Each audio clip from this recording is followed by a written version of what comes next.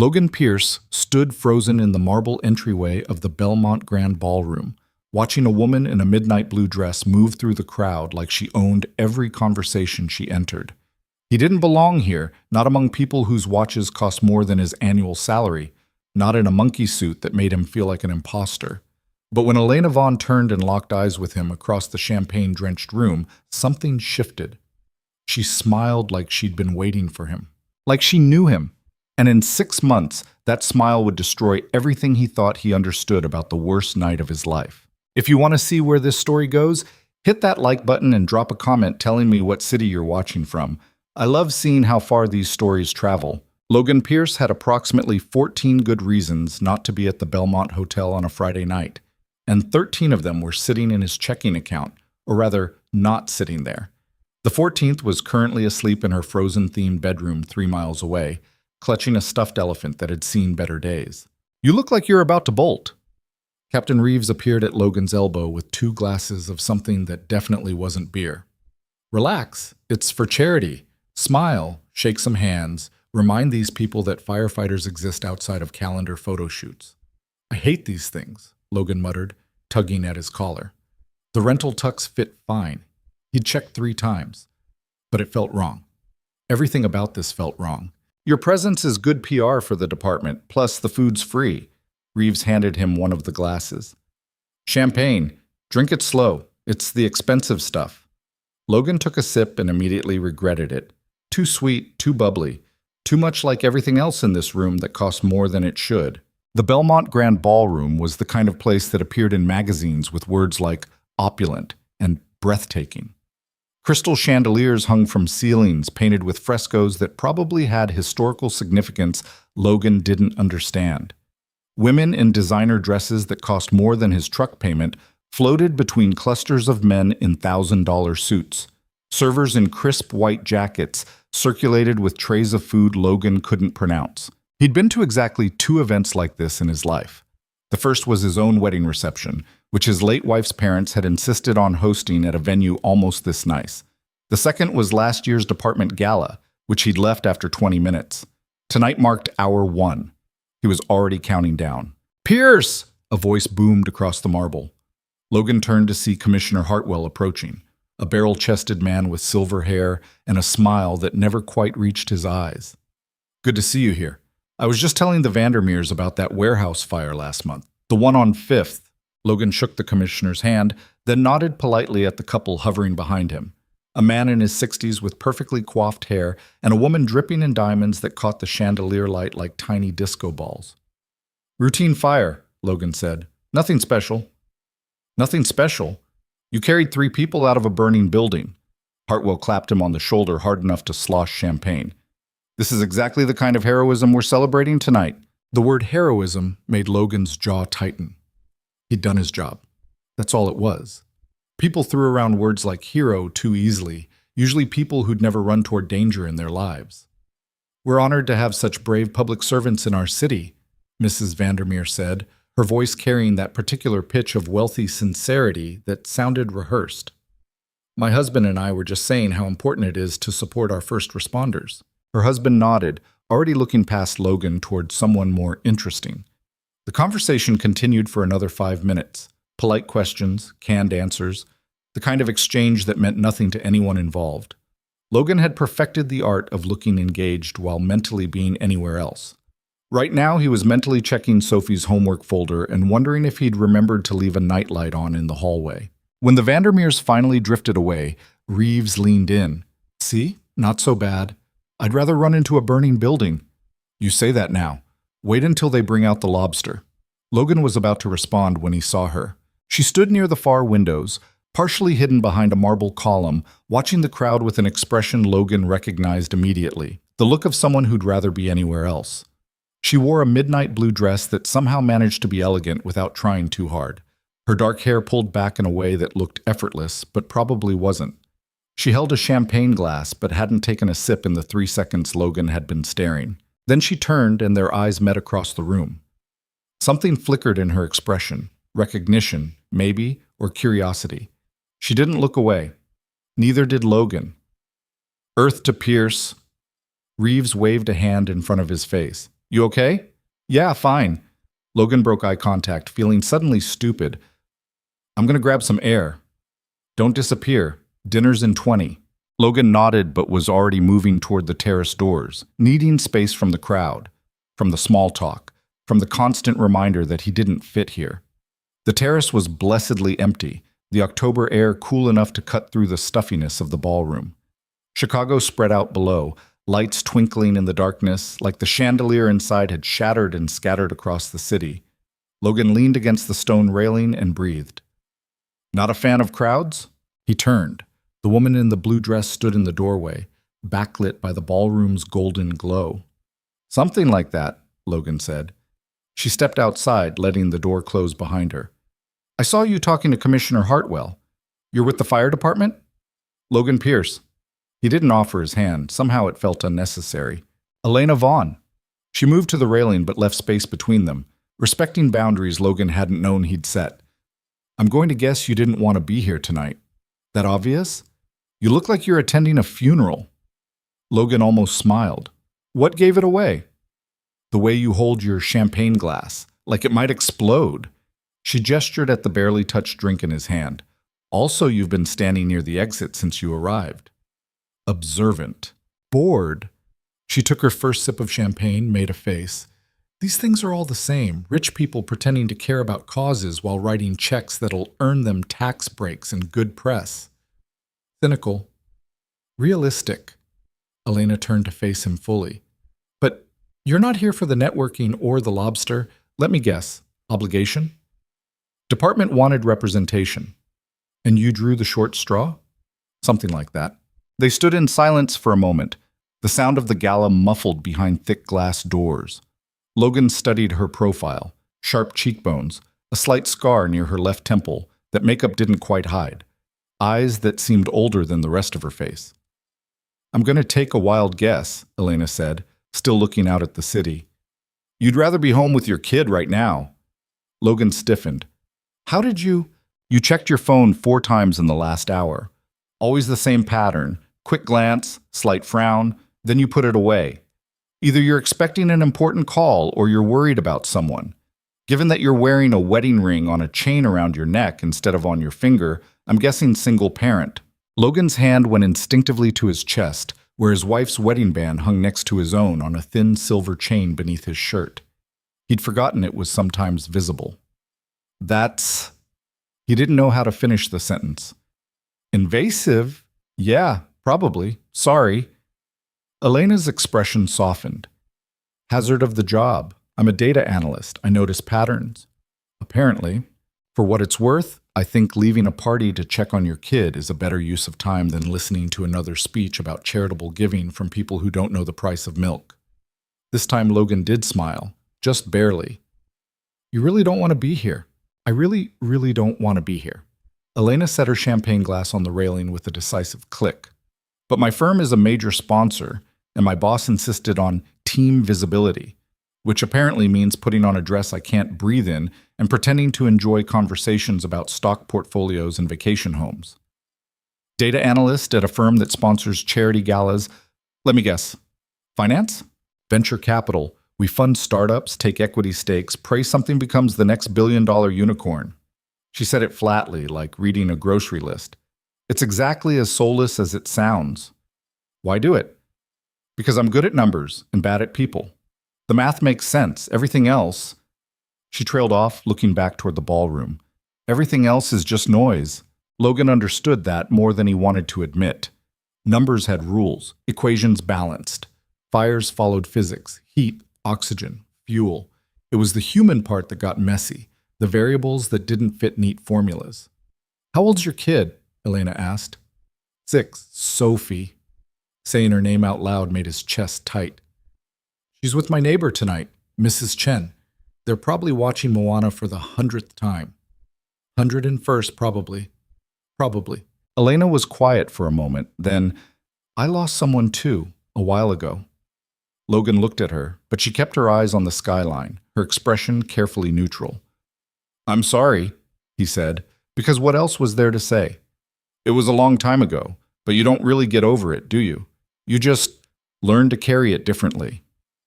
No, You don't get over it. Something passed between them then. Understanding, maybe, or recognition. The kind of silent acknowledgement that only came from people who'd stood in the same dark places. The terrace door opened. A server poked his head out. "Dinner's being served, if you'd like to find your seats." Elena straightened, the moment breaking like glass. "I suppose we should go back in before someone sends a search party." "Probably." But neither of them moved. "I'm at table 12, Elena said finally. "Near the back. If you need an escape route during the speeches, I'll be the one live texting my sarcastic commentary to my assistant. Table 7, near the commissioner, I'll be the one trying not to fall asleep." Sounds thrilling. It's a gift. Elena smiled then, a real smile, not the polite version she'd probably been wearing all night. It changed her face completely, made her look younger, less guarded. "Well, Logan Pierce from the fire department, this was the least terrible conversation I've had in 6 months. Elena Vaughn from Venture Capital, likewise." She walked past him toward the door, then paused. "For what it's worth, your daughter's lucky. Not many parents would rather be home doing bedtime routines than eating free lobster. The lobster's not that good. It's really not." She disappeared back into the golden glow of the ballroom, leaving Logan alone on the terrace with the city lights and the ghost of a conversation that felt more real than anything else that night. He checked his phone. No messages from Mrs. Chen. That was good. Sophie was fine. Probably asleep by now, Moana forgotten until morning. Logan took a breath and headed back inside. Okay. Dinner was exactly as painful as expected. Logan's table included Commissioner Hartwell, 2 city council members, a property developer who wouldn't stop talking about his boat, and a married couple who spent the entire first course arguing in whispers about whose mother they were visiting for Thanksgiving. The lobster was overcooked. Logan picked at his plate and tried to look interested while the property developer, Mitchum or Mitchell, something with an M, explained his plan to develop the waterfront into luxury condos. "The area's ripe for investment," M-Name said, gesturing with his fork. "All it needs is the right vision. Push out the old warehouses, bring in high-end retail, maybe a boutique hotel. 5 years, you won't recognize the place." "Some of those warehouses are over 100 years old," one of the council members said. "Historic buildings. Historic fire hazards." M-Name laughed at his own joke. "No offense, Pierce." Logan shrugged. "I've seen the inside of most of them. He's not wrong." Across the ballroom, he caught a glimpse of Elena at table 12, looking equally trapped. She was nodding at something an older man in wireframe glasses was saying, her expression polite but completely dead behind the eyes. Their eyes met for half a second. She mouthed something that looked like, "Kill me." Logan bit back a smile and returned his attention to his table, where the conversation had shifted to property taxes. The speeches started during dessert, a parade of wealthy donors taking turns at the podium to talk about the importance of giving back, while cameras flashed and applause echoed off the vaulted ceiling. Logan zoned out after the third speech, mentally reviewing next week's shift schedule and wondering if he'd remembered to sign Sophie's field trip permission form. And now, I'd like to invite Elena Vaughn to say a few words on behalf of Meridian Capital. Logan's attention snapped back. Elena was walking to the podium, her expression composed but her hands clasped tight in front of her. The spotlight hit her as she reached the microphone, making the blue of her dress almost black. "Good evening," she began, her voice steady. "I'll keep this brief because I know we're all ready for coffee and the silent auction." Polite laughter rippled through the crowd. Meridian Capital is proud to support the Chicago Children's Education Fund for the 3rd consecutive year. Education is the foundation of opportunity, and opportunity is what we invest in, not just in business, but in the community that makes our work possible. She paused, her eyes scanning the room. But writing checks isn't enough. Real change requires showing up. It requires caring about more than quarterly returns and tax deductions. It requires remembering that behind every statistic, every funded program, every scholarship, there's a person whose life might take a different path because someone decided to give a damn. The room had gone very quiet. So my challenge to everyone here tonight is simple. Find one thing you care about more than your portfolio. One cause, one organization, one kid who needs a mentor. Show up for that. Not because it looks good, but because it matters. She stepped back from the podium. Thank you. The applause was strong but confused, like people weren't sure if they'd just been complimented or called out. Elena returned to her table without looking at anyone, her expression unreadable. Logan found himself smiling. She'd just politely told a room full of millionaires to do better, and half of them probably didn't even realize it. The speeches concluded. The silent auction opened. People began circulating again, drinks refreshed, conversations resuming like nothing had happened. Logan checked his phone. 9:47 p.m. Sophie would be long asleep. He could probably leave in another 30 minutes without it being rude. That was quite a speech. Elena appeared beside him, holding a coffee cup instead of champagne. Up close, Logan could see the slight tension in her shoulders, the way she held herself like she was ready to leave at any moment. You told them off, Logan said. I told them to care. It's not the same thing. Felt pretty close. They'll forget it by morning, write their checks, feel good about themselves, go back to not thinking about it until next year. She sipped her coffee, made a face. This is terrible. Everything here's terrible. The lobster, the champagne, the coffee. But the company's improving. Logan raised an eyebrow. Is it? You haven't tried to sell me real estate or asked what I think about cryptocurrency. That's an improvement. Elena glanced around the room. Are you staying for the auction? Probably not. You? I'm contractually obligated to bid on at least one item. Firm policy. She pulled out her phone, scrolled through something. There's a weekend at a spa resort in Door County. I'm supposed to bid on that. Sounds awful. It really does. I don't even like massages. Elena put her phone away. What time do you turn into a pumpkin? What? Cinderella, the ball. What time do you have to leave? Oh, no curfew. Just, kid wakes up early, 6:30, like clockwork. So you're operating on borrowed sleep. Story of my life. Elena studied him for a moment, something shifting in her expression. Can I ask you something? Why firefighting? You don't strike me as someone who needs the adrenaline rush. Logan considered the question. Most people asked a version of it, usually phrased as, isn't it dangerous? Or, weren't you scared? But Elena's version felt different. She actually wanted to know. My dad was a firefighter, he said finally. Retired now. I grew up around the station, around people who ran toward problems instead of away from them. It made sense. And the danger? You learn to respect it. Fear keeps you sharp, but someone has to do the job. Heroic. It's not. Logan's voice came out harder than intended. It's a job. I'm good at it, that's all. Elena didn't flinch. Okay. Sorry, people use that word too easily. I get it. She shifted her weight, and Logan realized she was wearing heels that probably hurt. I think we both pick careers that let us focus on problems that have solutions. Your fires follow chemistry and physics. My data follows patterns and probabilities. Everything else is just messy. Yeah. They stood in silence, watching the crowd move around them like they were stones in a river. I should probably go bid on that spa weekend, Elena said eventually, before my boss notices I'm hiding. And I should probably make my escape before they start the dancing. There's dancing, apparently. God help us all. Elena started to leave, then turned back. Logan? Yeah? Thanks for the conversation, both times. It was nice to talk to someone who isn't trying to network. Any time. She smiled, that same real smile from the terrace, and disappeared into the crowd. Logan waited another 20 minutes, made his excuses to Captain Reeves, and slipped out through a side door before anyone could rope him into another conversation about property development or tax incentives. The cool night air hit him like a reset button. He loosened his bow tie, pulled out his phone, and texted Mrs. Chen. On my way home, everything okay? The response came immediately. Sophie's fine. Fell asleep during Moana. Again.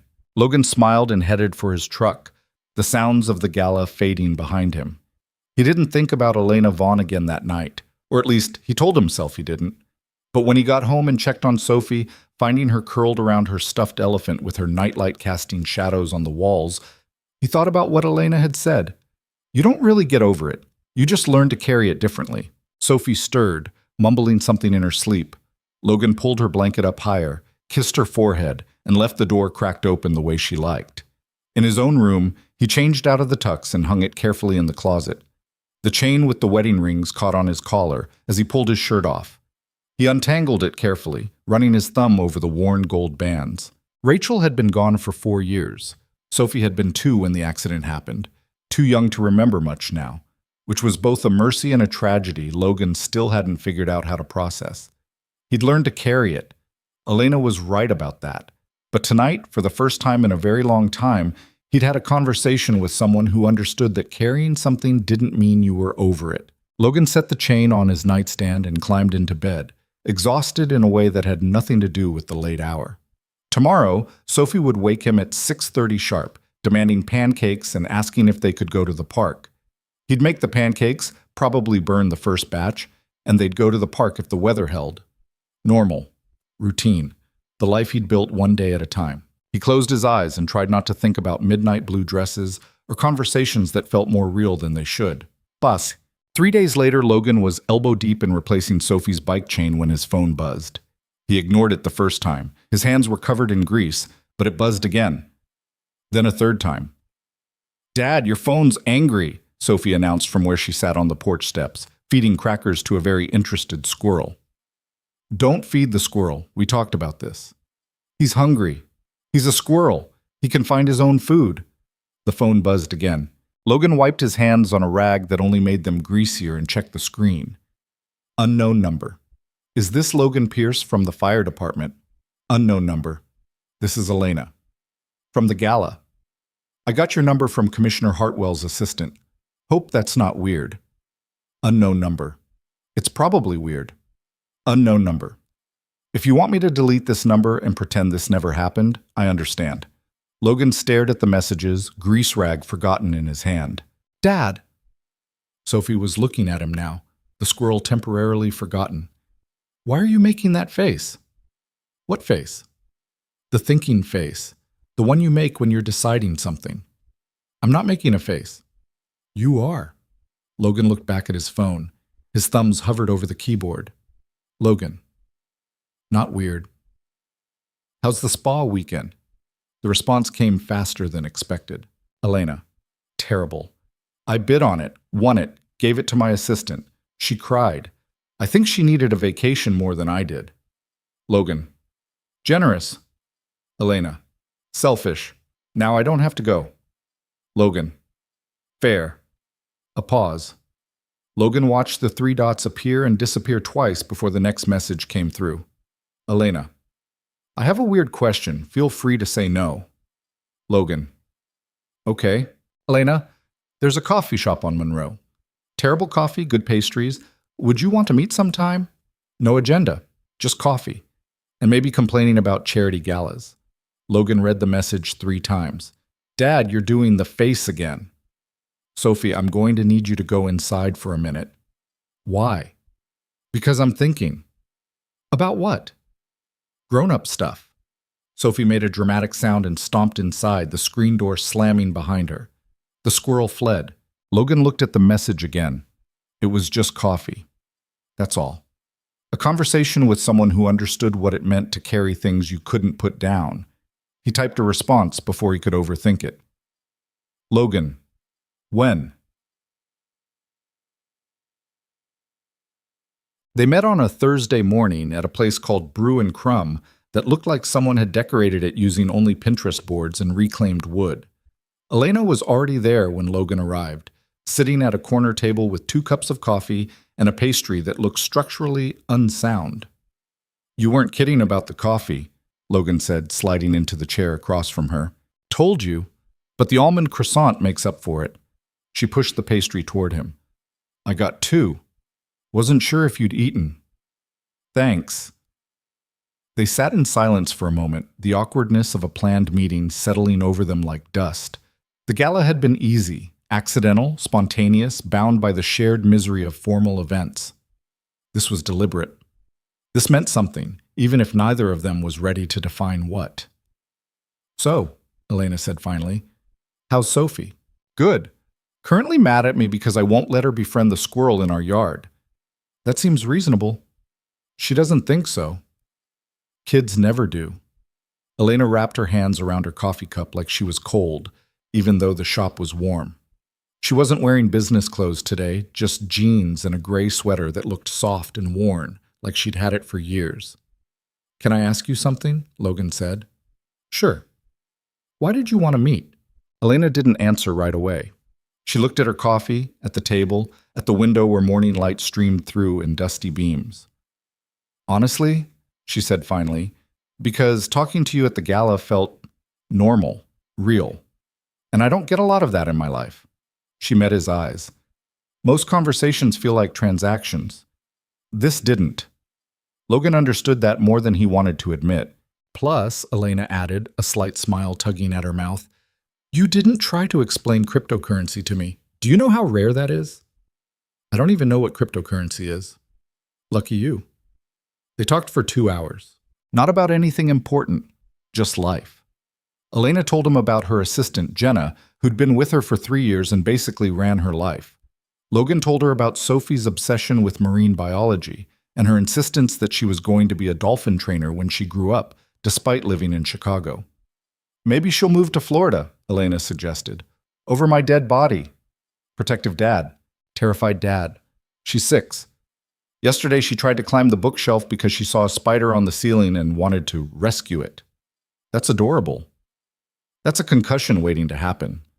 Elena laughed, a real laugh, the kind that crinkled the corners of her eyes. The conversation flowed naturally, easily, like they'd been doing this for years instead of hours. Logan found himself relaxing in a way he hadn't in recent memory, the constant low-level tension he carried finally easing.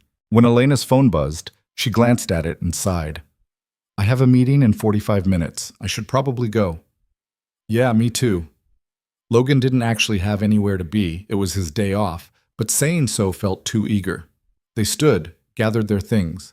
Outside, the October sun was doing its best impression of warmth. "This was nice," Elena said. "It was. We should do it again. We should." They stood on the sidewalk, and Logan realized he didn't want this to end. Not yet. Not in that final, polite way where people said, "We should do this again," and then never did. "Elena?" "Yeah? Would you want to, He stopped, suddenly aware of how long it had been since he'd asked this question. "There's a fundraiser next month, for the department. Nothing fancy, just food and music and people who aren't millionaires. Sophie will be there. Mrs. Chen usually brings her." He was rambling. He needed to stop rambling. "You don't have to. I just thought I'd love to," Elena said. "Yeah? Yeah." She smiled, and Logan felt something shift in his chest, something that felt dangerous and terrifying. And maybe, just maybe, like hope. "I'll text you the details," he said. "Okay." She walked away, and Logan watched until she turned the corner and disappeared. Then he pulled out his phone and texted Captain Reeves. "Logan, what's the date of the department fundraiser?" Reeves. "November 14th. Why? You actually coming this year?" Logan. "Maybe." Reeves. "Who are you? And what have you done with Pierce?" Logan ignored that and headed home, where Sophie was probably still mad about the squirrel situation. But for the first time in 4 years, the future felt like something other than just getting through the next day. It felt like possibility. The department fundraiser turned out to be nothing like the Belmont Gala, which was exactly why Logan didn't hate it. It took place in the station's garage bay. The trucks pulled outside to make room for folding tables covered in red checkered tablecloths. String lights crisscrossed the ceiling. A local band, 3 guys who looked like they'd rather be playing dive bars, set up in the corner with amps that had seen better decades. The food came from Mario's Pizza down the block, stacked in boxes that smelled like grease and oregano. And everything the Belmont's overcooked lobster wasn't. Sophie spotted Elena the moment she walked in. "Dad, that's her!" Sophie tugged on Logan's sleeve hard enough to nearly spill his beer. "That's the lady from your phone." "What lady from my phone?" "The one you keep texting. I saw her picture." Logan felt his face heat. "You've been looking at my phone?" "You left it on the counter. I was just checking the time." Sophie grinned, gap-toothed, and entirely too pleased with herself. "She's pretty." But Sophie was already gone, weaving through clusters of firefighters and their families toward where Elena stood near the entrance, looking slightly lost in jeans and a leather jacket that probably cost more than Logan's monthly mortgage payment. "Hi," Sophie's voice carried across the garage. "I'm Sophie. You're Elena. My dad talks about you." Logan closed his eyes. When he opened them, Elena was crouching down to Sophie's level, smiling in a way that looked genuine instead of polite. "He does," Elena said. "All the time. He gets the thinking face whenever you text." "Sophie." Logan appeared beside them, shooting his daughter a look that promised a conversation later about boundaries. "Sorry, she doesn't have a filter." "It's fine." Elena straightened, her eyes meeting Logan's with something that looked like amusement. "The thinking face, huh?" "She's exaggerating." "I'm not," Sophie said. "He also smiles at his phone now. He never used to do that." "Okay, that's enough." Logan put a hand on Sophie's shoulder, steering her toward the food tables. "Why don't you go find Mrs. Chen? I saw her by the pizza." Sophie looked between them, clearly weighing her options. "Fine. But don't be boring." She skipped off, leaving Logan and Elena standing in the awkward space between greeting and conversation. "Sorry about that," Logan said. 6-year-olds have no concept of discretion." "I like her already." Elena glanced around the garage, taking in the decorations that were equal parts festive and chaotic. "This is different from the Belmont." "Better or worse?" "Better. Definitely better." She pointed at the band, which had just started playing what might have been a country song or might have been a cry for help. "Though the music is questionable. That's Rick's brother's band. We're contractually obligated to pretend they're good." "How very diplomatic of you." They stood watching the crowd for a moment. Firefighters in civilian clothes that still somehow looked like uniforms, families with kids running between tables, the easy chaos of people who actually knew each other instead of networking. "You want something to drink?" Logan asked. "We've got beer, soda, and something Rick calls punch that I'm pretty sure is just Kool-Aid and regret." "Beer sounds good." They made their way to the coolers, Logan nodding at coworkers who were absolutely going to give him hell about this later. He grabbed 2 beers, popped the caps, handed one to Elena. "So," she said, taking a sip, "tell me about the thinking face." "There is no thinking face." Sophie seems convinced. Sophie also thinks dolphins can read minds. Her testimony is unreliable. Elena laughed, and Logan felt that same shift in his chest from the coffee shop, the feeling of something loosening, some weight he'd been carrying finally setting down. Captain Reeves appeared, already grinning like he'd won the lottery. "Pierce, you made it, and you brought a friend." "Elena Vaughn, Captain Mike Reeves." Logan made the introduction reluctantly, knowing exactly where this was going. "The Elena Vaughn," Reeves said, shaking her hand enthusiastically. "Logan's mentioned you." "He has?" "Oh yes, he met someone at the gala. She's smart. We got coffee. She doesn't like cryptocurrency. I got the whole rundown." Logan wanted the floor to open up and swallow him. "Don't you have fundraiser duties or something?" "Nope. This is much more interesting." Reeves turned to Elena. "Did he tell you about the time he carried a Great Dane out of a burning building and the dog threw up on him halfway down the ladder?" "He did not." "It was one time," Logan said. "It was legendary," Reeves corrected. "The dog weighed like 160 pounds. Pierce here looked like he was going to pass out, but he got that dog down. Then it immediately vomited all over his turnout gear." Elena was trying not to laugh. Failing, but trying. "The dog was fine, by the way," Logan said. "Reunited with his family. They sent me a fruit basket." "Should have sent you a dry cleaning bill," Reeves said. "Anyway, Elena, if Logan's boring you with his 'I'm just doing my job' routine, come find me. I've got stories." He wandered off, still grinning, leaving Logan and Elena alone again. "I'm sorry," Logan said. He's great. I like him." Elena sipped her beer, watching Reeves join a group of firefighters by the pizza. "He clearly cares about you." "He's a pain in my ass, thought. Those aren't mutually exclusive." They found a quieter corner away from the band, near where someone had set up a table with raffle prizes, gift certificates to local restaurants, a signed Cubs jersey, a basket of car wash coupons that seemed profoundly unexciting. "So," Elena said, leaning against the wall, "tell me about the Great Dane incident." "You really want to hear this?" "I really do." So Logan told her about the house fire on Kimball, the elderly couple who'd evacuated but forgot their dog was in the basement. The way the Great Dane, a massive beast named Herbert, had been hiding under a workbench, terrified and disoriented. How Logan had to coax the dog out, then figure out how to carry a 160-pound animal down a ladder while wearing 60 pounds of gear. And then he threw up, Logan finished, right on my shoulder, middle of the ladder, nowhere to go. But you didn't drop him. Of course not. He was scared. Wasn't his fault. Elena was quiet for a moment, studying him with an expression Logan couldn't quite read. You really don't see it, do you? See what? Why people call you a hero? Logan's jaw tightened. I told you it's just your job. I know. Elena set her beer down. But Logan, most people wouldn't run into a burning building for a dog. Hell, most people wouldn't run into a burning building for another person. You do it because it needs doing. That's exactly what makes it heroic. I don't...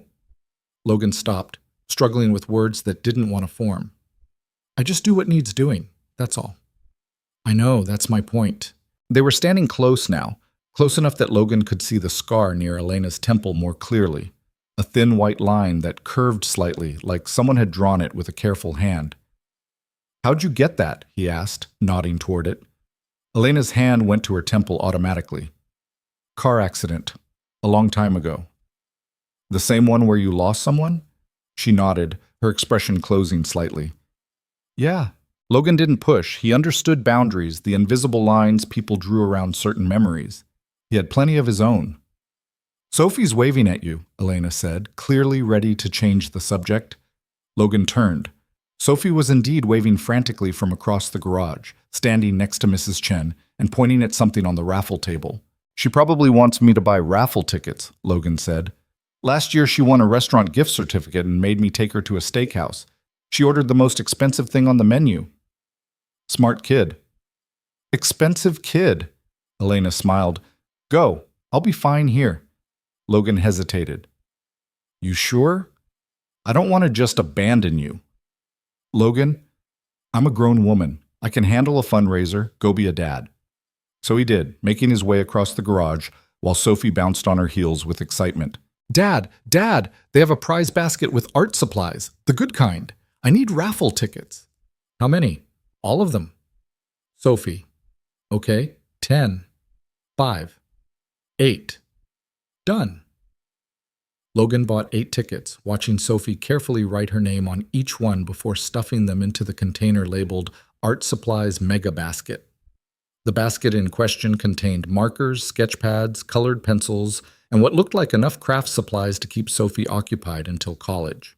She's got good odds, Mrs. Chen said, appearing beside them with a plate of pizza. I saw the container. Only about 20 tickets in there so far.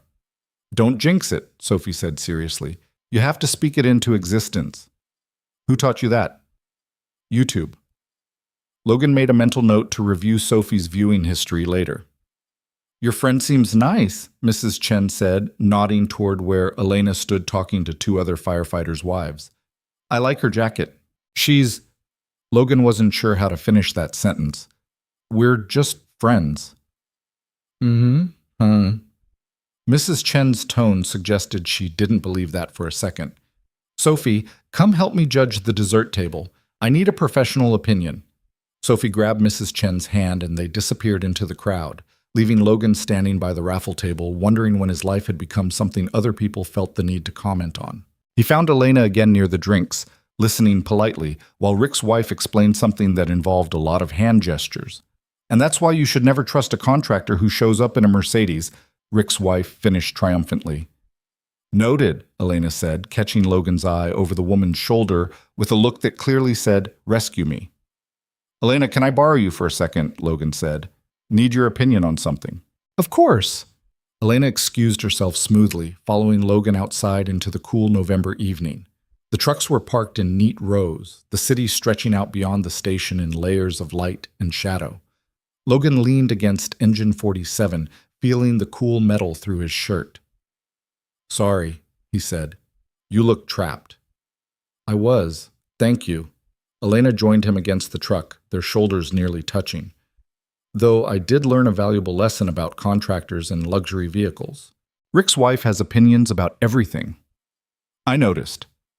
They stood in comfortable silence, the muffled sound of the band and conversations filtering through the garage doors. A car passed on the street, its headlights sweeping across them briefly before disappearing. "Can I ask you something?" Elena said. "Sure. Your wife. What was her name?" Logan tensed. No one asked about Rachel anymore. They either already knew or deliberately avoided the subject, treating her memory like something fragile that might shatter if spoken aloud. "Rachel," he said finally. "Rachel Pierce, formerly Rachel Chen. Mrs. Chen inside is her aunt." That's how Sophie ended up with her as a babysitter. "Yeah, Rachel's parents moved to Arizona after.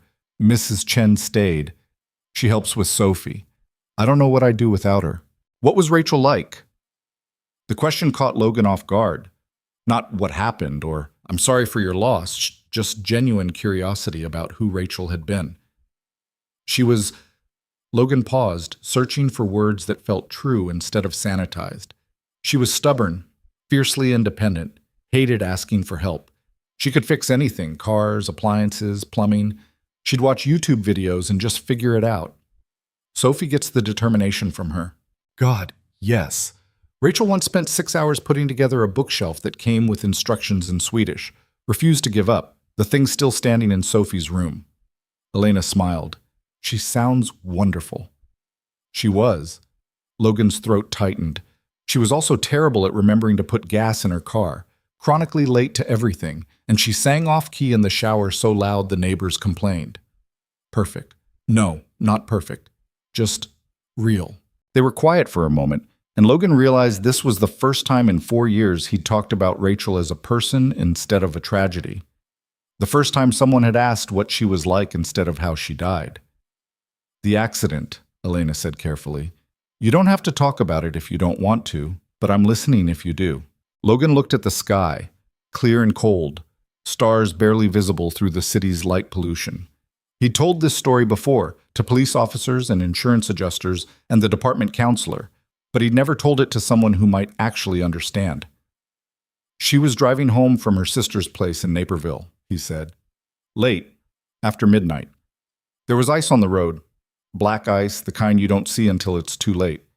She lost control near an overpass on I-88. He stopped, the next part still sharp even after 4 years. There was a truck, semi.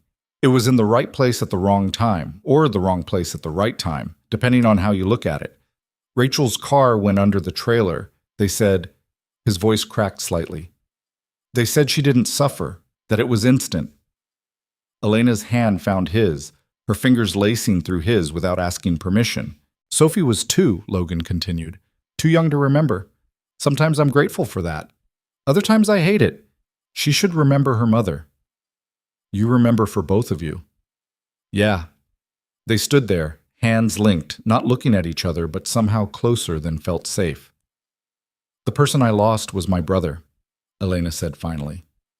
"David. He was 23. I was 20. We were driving back from visiting our parents upstate. I was behind the wheel." Logan's grip on her hand tightened. "I don't remember much about the actual crash, just headlights, the sound of metal, waking up in the hospital 3 days later." She touched the scar at her temple. "This was the least of my injuries. Broken ribs, punctured lung, shattered collarbone. David was... he didn't make it to the hospital." "Elena, it wasn't my fault, legally, medically. Every way that matters according to the world, it wasn't my fault. A deer ran into the road. I swerved. The road was wet. Physics did the rest." Her voice was steady but hollow. "But I was driving. I was the one behind the wheel, and he died, and I didn't." "That's not..." "I know. Logically, I know. But logic doesn't fix the feeling." Logan understood that. He understood it so completely, it hurt. "Is that why you do what you do?" he asked. "The data analysis, the patterns, things that make sense." "Probably. Numbers don't have accidents. They don't make mistakes that cost lives." She let out a breath. "I'm fun at parties, aren't I?" "Elena." She finally looked at him, her eyes reflecting the distant streetlights. "Sorry, I don't talk about this." "Me either. So we're both terrible at this." "Spectacularly terrible." Elena laughed, short and sharp, and somehow it broke the tension. She squeezed his hand once before letting go, and Logan immediately missed the contact. "We should probably go back inside," she said, "before people send search parties." "Probably," but neither of them moved. "Logan?" Elena's voice was quieter now, almost uncertain. Whatever this is, it's okay, right? I'm not misreading this?" Logan's heart was doing something complicated in his chest. "You're not misreading it? Okay, good." She smiled, small but real. "I just needed to check, because I like you, and I haven't liked anyone in a very long time, and that's terrifying." "Yeah, it is." They walked back inside together, the garage warm and loud and full of life. Sophie spotted them immediately and came running over, her face flushed with excitement. "Dad! Dad! They're about to draw the raffle! Come on!" She grabbed Logan's hand and dragged him toward the raffle table, where Captain Reeves was standing with a microphone that kept screeching feedback. All right, Reeves shouted over the noise. "Time to see who's going home with some amazing prizes. First up, we've got the Cubs jersey signed by the entire 2024 roster." He reached into the container, pulled out a ticket, squinted at it. "And the winner is Michael Torres." Cheers erupted from one corner where Torres and his family were standing. The drawings continued, gift certificates, car washes, a wine basket that went to someone's grandmother who looked delighted. "And now," Reeves announced, "the grand prize. The art supplies mega basket that every kid in this garage has been staring at for the past hour." Sophie's grip on Logan's hand tightened. Reeves reached into the container with exaggerated drama, swirling his hand around before pulling out a single ticket. "And the winner is Sophie Pierce!" Sophie screamed, actually screamed loud enough that several people jumped. I won! I won! Dad, I won!" She was bouncing, both hands in the air, pure joy radiating from every inch of her small body. Logan felt his throat get tight watching her. This was what happiness looked like. Uncomplicated, unfiltered, exactly what a 6-year-old should feel. Sophie collected her prize basket with the solemnity of someone accepting an Oscar, thanking Reeves like he'd personally bestowed the greatest gift in human history. She lugged the basket back to Logan, Elena, and Mrs. Chen, her face glowing. Look at all of it." She started pulling out items, narrating each one. "Markers, the good kind, and colored pencils, and this sketch pad has like 100 pages. "You're very lucky," Elena said, crouching down beside her. "What are you going to make first?" Sophie considered this very seriously. "I'm going to draw a dolphin, a whole family of dolphins. Dad, can we hang it on the fridge when I'm done?" "Of course." "Elena, you should come over and see it when it's finished. We have pizza on Fridays. Dad makes it from scratch. It's pretty good. Sometimes he burns it, but mostly it's good." Logan shot Elena an apologetic look, but she was smiling. "I'd love that," Elena said. "Really?" "Really." Sophie beamed and went back to cataloging her prizes, already planning elaborate art projects that would probably take over the entire apartment. The fundraiser wound down around 10. Families started gathering their things, kids falling asleep on parents' shoulders. The band finally, mercifully, packing up their equipment. Logan helped with cleanup, stacking chairs and breaking down tables, while Sophie showed Mrs. Chen every single item in her basket for the 3rd time. Elena helped too, despite Logan's protests that she was a guest. "I'm perfectly capable of carrying folding chairs," she said, grabbing 2 and heading toward the storage area. They worked in comfortable silence, the garage gradually returning to its normal state. Empty space where trucks belonged, the string lights coming down, the last traces of the party disappearing. "Thank you for inviting me," Elena said as they loaded the final table into storage. "This was nice. Really nice. Even with the questionable band? Especially with the questionable band." They walked back out to find Sophie asleep in one of the few remaining chairs, her head tilted back, mouth open, the art basket clutched protectively in her arms. "She's out," Mrs. Chen said. "Poor thing. All that excitement." Logan scooped Sophie up carefully, basket and all. She stirred but didn't wake, just tucked her head against his shoulder with the automatic trust of a child who knew she was safe. "I should get her home," Logan said to Elena. "Yeah, of course." They walked outside together, the November air biting now that the night had deepened. Elena's car was parked near the street, a sleek gray sedan that looked like it came with features Logan couldn't pronounce. "So," Elena said, hugging her jacket tighter, "Friday pizza?" "You don't have to. I want to, if the invitation stands." "It stands." "Okay, good." She pulled out her phone. "Text me your address and what time works." 6. "Sophie has swimming at 4, so we'll be back by 5:30. 6 is perfect.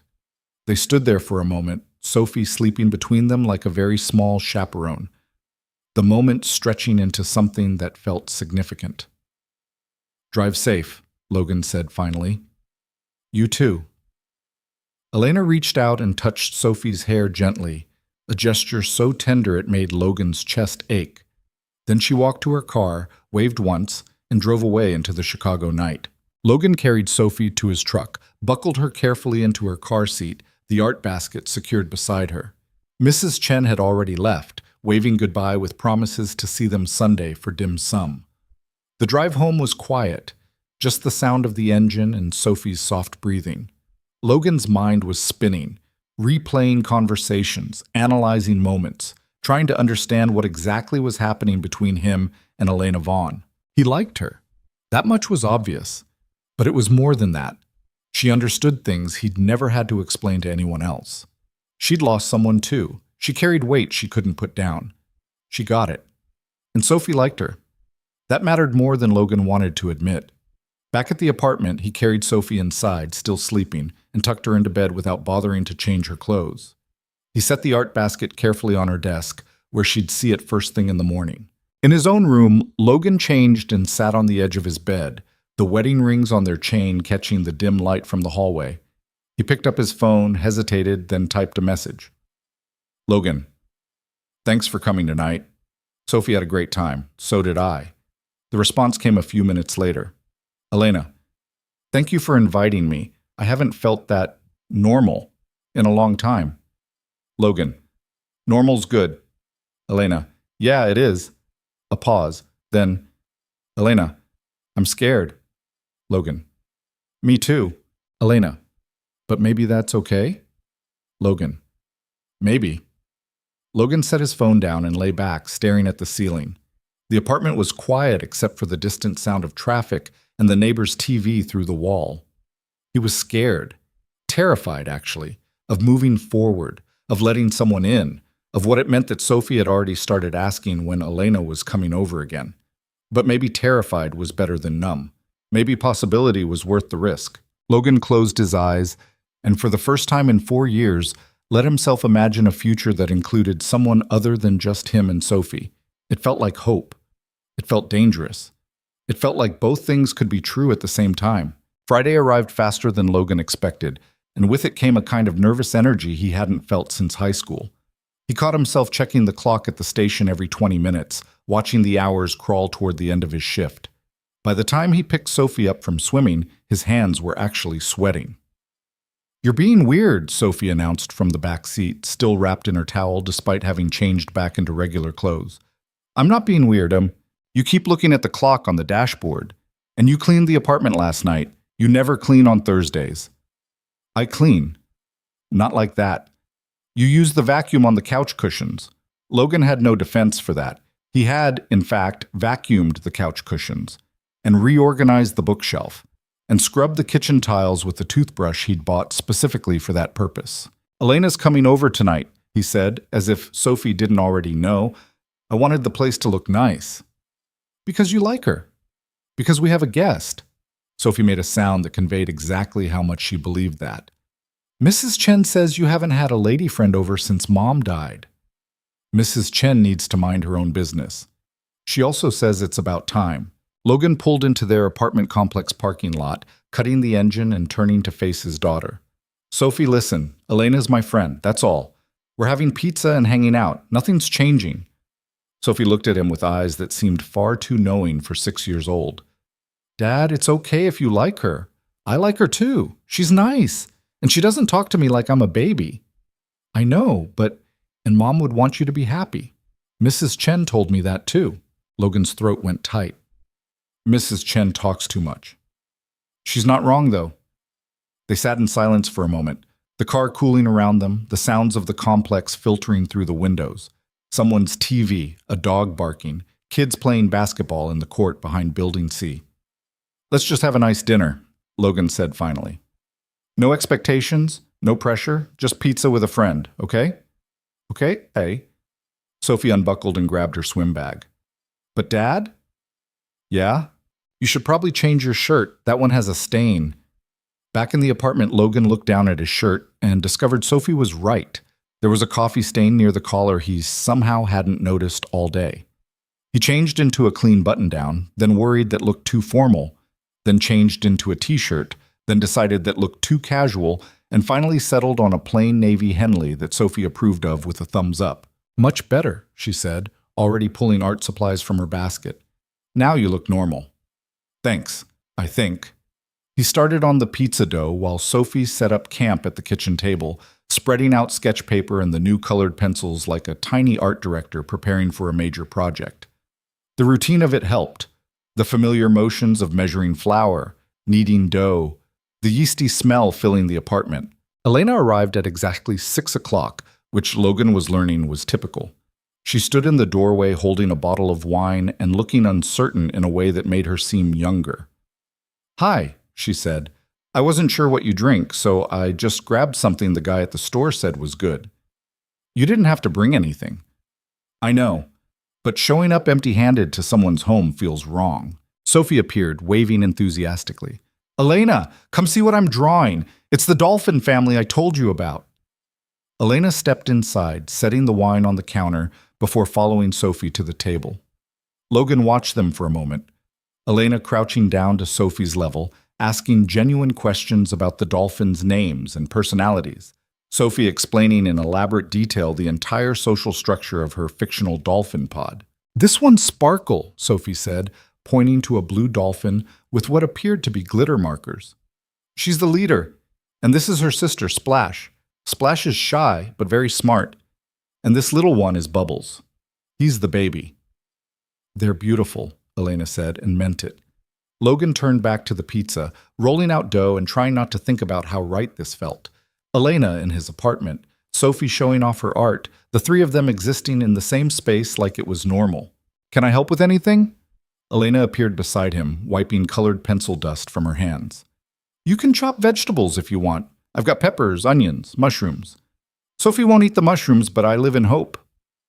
"I heard that," Sophie called from the table. Elena laughed and started chopping peppers with the kind of precision that suggested she actually knew her way around a kitchen. They worked in comfortable silence, the kind that didn't need filling with conversation. "Your apartment's nice," Elena said after a while. "Very lived in." Logan looked around, trying to see it through her eyes. The mismatched furniture he'd acquired through various combinations of thrift stores and hand-me-downs. Sophie's drawings covering the refrigerator and half the living room wall. The bookshelf that was indeed very clean now, holding a mix of Sophie's picture books, Logan's collection of mystery novels, and a handful of Rachel's old medical textbooks he couldn't bring himself to donate. "It's home," he said. "Nothing fancy, but it works." "Fancy's overrated." Elena swept the chopped peppers into a bowl. "My place is all glass and minimalist furniture. Looks like a magazine spread. Feels like a waiting room." "Why'd you pick it then?" "I didn't, really. My realtor found it, said it was a good investment in an up-and-coming neighborhood. I signed the papers and moved in. That was 3 years ago. I still haven't hung anything on the walls." Logan paused in spreading sauce across the dough. "Nothing?" "Nothing. The walls are blank. White. Like I'm afraid to commit to actually living there." There was something sad in that admission, something that made Logan want to invite her to stay here instead, in this messy, lived-in space where every surface told a story. "You should let Sophie draw you something," he said instead. "She's got plenty to share." "I would love that." They assembled the pizza together, sauce, cheese, vegetables arranged in patterns that Sophie insisted had to be artistic. Logan slid it into the oven and set the timer. 20 minutes, he said. "You want that wine?" "Please." He opened the bottle. It was good, better than anything Logan usually bought, and poured 2 glasses. They migrated to the living room while Sophie continued her art project. Elena curling up on the couch in a way that suggested she was actually comfortable. "So," she said, sipping her wine, "tell me about the worst call you've ever been on." Logan raised an eyebrow. "That's not exactly dinner conversation." "I'm curious. You've told me the funny stories. The dog that threw up, the false alarms. What about the hard ones?" Logan sat in the armchair across from her, considering. Most people didn't want to hear about the hard calls. They wanted the sanitized version, the hero narrative, the stories with happy endings. "You sure you want to know?" "I'm sure." So he told her about a fire 2 years ago in a residential building on the south side. A family of 4. Parents, 2 kids. They'd gotten the parents out and 1 kid, but the second child was still inside. An 8-year-old girl named Maria who'd hidden in her closet because that's what kids do when they're scared. They hide in small spaces where firefighters can't easily see them. "We found her," Logan said quietly. "Got her out, but she'd inhaled too much smoke. She died in the ambulance." Elena didn't flinch, didn't offer hollow platitudes. She just listened. "I think about her sometimes," Logan continued. "Wonder if we'd moved faster, been smarter, if she'd have made it. The investigator said there was nothing we could have done differently. The closet was in the last place we checked, but that doesn't really help." "No," Elena said. "It wouldn't. Her parents sent a thank you card to the station. Can you believe that? Their daughter died and they thanked us for trying. I still have it in my locker." They sat in silence, the weight of the story settling between them. "The accident that killed my brother," Elena said finally. "The deer that ran into the road. I dream about it sometimes. In the dream, I see the deer before it jumps. I have time to brake, but I never do. I just keep driving straight into it, over and over. I'm sorry." The therapist I saw for a while said trauma does that. Makes you relive the moment you couldn't control, searching for the thing you could have done differently.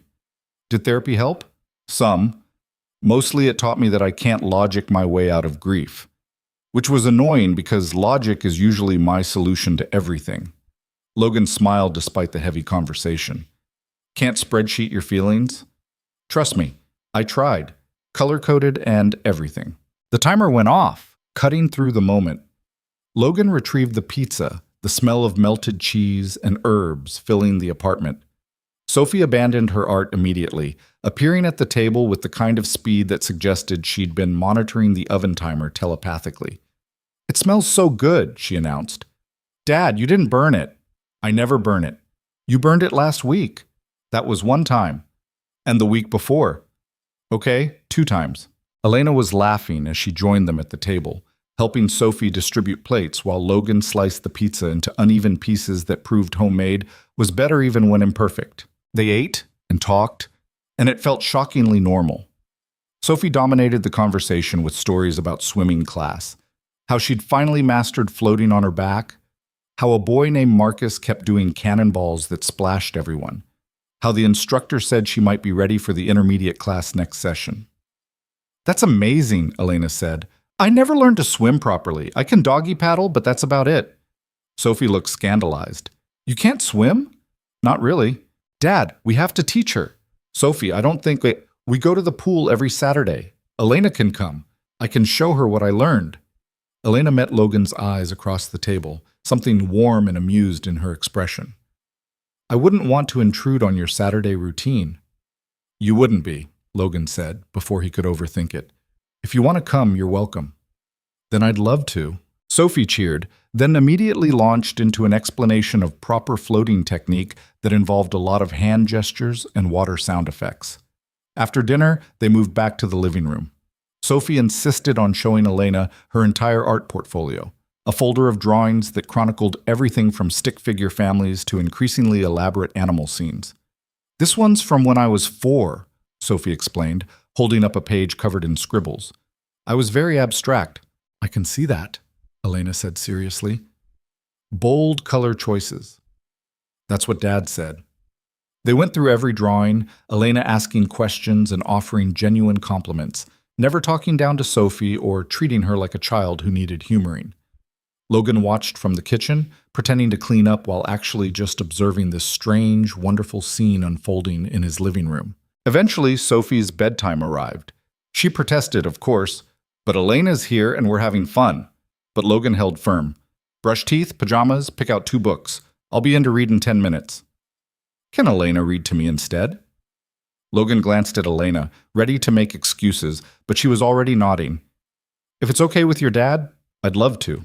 So Sophie dragged Elena to her room, chattering the entire way about which books were the best, while Logan finished the actual cleanup. He was loading the dishwasher when he heard Sophie's laughter echoing down the hall, followed by Elena doing what sounded like ridiculous character voices. He smiled and kept washing dishes. 20 minutes later, Elena emerged, looking slightly disheveled and completely charmed. She's out, Elena reported. Fell asleep halfway through the second book. Something about a caterpillar. The Very Hungry Caterpillar. Classic. She's amazing, Logan. You're doing a great job with her. I'm making it up as I go. Aren't we all? They settled back on the couch with fresh glasses of wine, the apartment quiet now except for the ambient sounds of the building, pipes creaking, the elevator humming, muffled conversations from neighboring units. This was nice, Elena said. Really nice. Thank you for having me. Thank you for coming and for reading to Sophie. You didn't have to do that. I wanted to. She paused, seeming to gather courage. Can I ask you something? Sure. What are we doing here? The question hung in the air between them, impossible to ignore. Logan set his wine glass down carefully. What do you mean? I mean this. Elena gestured between them. We're not just friends. We both know that. But I don't know what we are, and I'm not good at ambiguity. I like clear definitions, quantifiable parameters. You want to define this? I want to know what you want, because I know what I want, and it's terrifying, and I keep waiting for you to realize I'm not worth the complication. Logan stared at her. Why would you think that? Because I come with baggage, dead brother, survivor's guilt, emotional unavailability, a career that eats 80-hour weeks. She was talking faster now, the words spilling out like she'd been holding them back. I don't know how to do this. I haven't dated anyone seriously in 6 years. I'm going to mess this up. Elena, and you have Sophie, and she's wonderful, but that's a huge responsibility, and I don't know if I'm equipped to be part of that, and what if… Logan crossed the space between them and kissed her. It wasn't planned. It wasn't smooth. Their wine glasses were in the way, and Elena made a surprise sound, and Logan's hand ended up in her hair at an awkward angle. But then she was kissing him back, and everything else stopped mattering. When they finally pulled apart, Elena looked dazed. Oh, she said. Yeah, that was… I know. They sat there for a moment, foreheads almost touching, breathing the same air. I'm scared too, Logan said quietly. I have a kid who's already getting attached to you. I work a job where I might not come home someday. I haven't done this in 4 years, and I don't know if I remember how, but I know I want to try. With you. Even with all my baggage? Elena, we all have baggage. The question is whether we're willing to help each other carry it. She kissed him this time, slower, more certain. When she pulled back, she was smiling. Okay, she said. Let's try. They stayed on the couch for another hour, talking quietly about everything and nothing. Elena told him about her job, the startups she evaluated, the patterns she saw in data that predicted success or failure, the strange satisfaction of being right about which companies would thrive. Logan told her about the station dynamics, the weird pranks firefighters played on each other, the strange calls that became legendary stories. We once got called to rescue a cat from a tree, Logan said. Except it wasn't a cat. It was a raccoon, a very angry raccoon. What happened? It bit Martinez. We had to get him rabies shots. The raccoon was fine. Elena laughed, the sound filling the quiet apartment with something that felt like joy. Around 11, she reluctantly stood to leave. I should go. Early meeting tomorrow? Logan walked her to the door, neither of them quite ready to say goodbye. Saturday pool day, he said. I'll be there. Though I should warn you, my swimming skills are genuinely terrible. Sophie will fix that. She's a ruthless instructor. Good to know. Elena kissed him once more at the door, quick and sweet, then headed down the hallway toward the elevator. Logan watched until she disappeared, then closed the door and leaned against it, feeling like his entire world had just shifted on its axis. His phone buzzed. Elena, I can't stop smiling. This is your fault. Logan, I'll take responsibility for that. Elena, see you Saturday. I'll bring coffee. Logan, perfect. Logan checked on Sophie, still asleep, dolphin drawings scattered across her desk, then got ready for bed himself. The wedding rings on their chain caught his eye as he changed. He picked them up, holding the cool metal in his palm. I think you'd like her, he said to the empty room, to Rachel's memory, to whatever part of her still existed somewhere. I hope you'd like her. The rings didn't answer. They never did. But Logan felt something loosen in his chest anyway, some permission he hadn't known he was waiting for. He set the rings back on the nightstand and climbed into bed, sleep finding him easier than it had in months. Saturday morning arrived sunny and unseasonably warm for November. Sophie woke Logan at precisely 6:30, bouncing on his bed with excitement. It's pool day, and Elena's coming. We have to get ready. Sophie, it's 6:30. The pool doesn't open until 9. We need to prepare. Apparently, preparation involved picking out Sophie's best swimsuit, the one with seahorses, laying out towels with military precision, and making a list of swimming skills Elena needed to learn.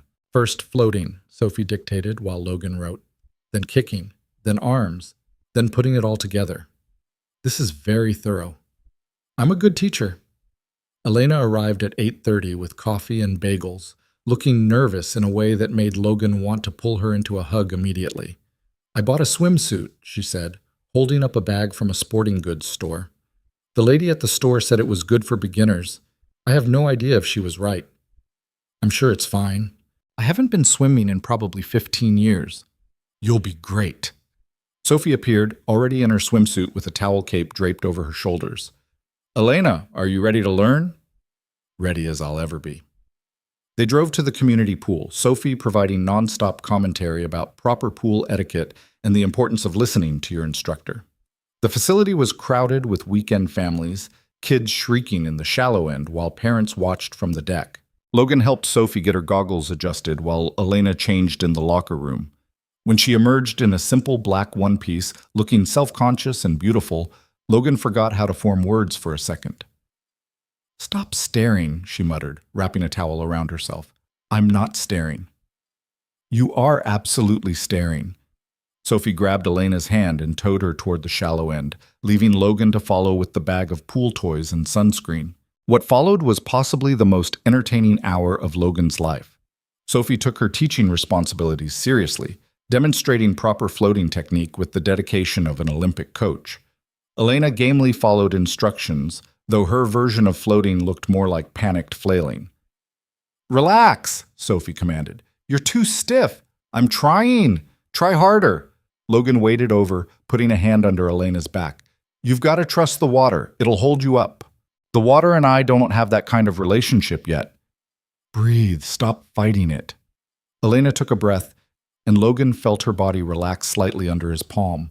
She floated for maybe 3 seconds before her legs started sinking again. That was better, Logan said. That was terrible. It was progress. Sophie demonstrated again, floating effortlessly like she'd been born in water. See? Easy. Easy for you, Elena grumbled. They practiced for another 30 minutes, Elena's floating improving incrementally, while Sophie provided constant feedback and encouragement. Other families gave them space, smiling at the small girl's serious instruction. Eventually, they moved to kicking practice. This went only slightly better. You're splashing too much, Sophie said critically. It's supposed to be smooth. How is it supposed to be smooth and also move me forward? You have to find the balance. I don't think balance is my strong suit. Logan demonstrated the kick, slicing through the water with practiced ease. When he surfaced, Elena was watching him with an expression he couldn't quite read. Show off, she said, just trying to help. You're making me look bad. You're doing great. I'm actively drowning. You're in 3 feet of water. Drowning doesn't require depth. Sophie giggled, then demonstrated her own kick, moving across the pool like a tiny torpedo. When she reached the other side, she turned and waved triumphantly. Your daughter's a fish, Elena said. She gets that from Rachel. Rachel loved swimming, used to swim laps every morning before work. Elena was quiet for a moment. Do you think about her a lot? Every day. But it's different now. Less sharp. More like Remembering someone I loved instead of mourning someone I lost. That's good. Healthy. Therapy term? Yeah. My therapist was big on distinguishing between grief and remembrance.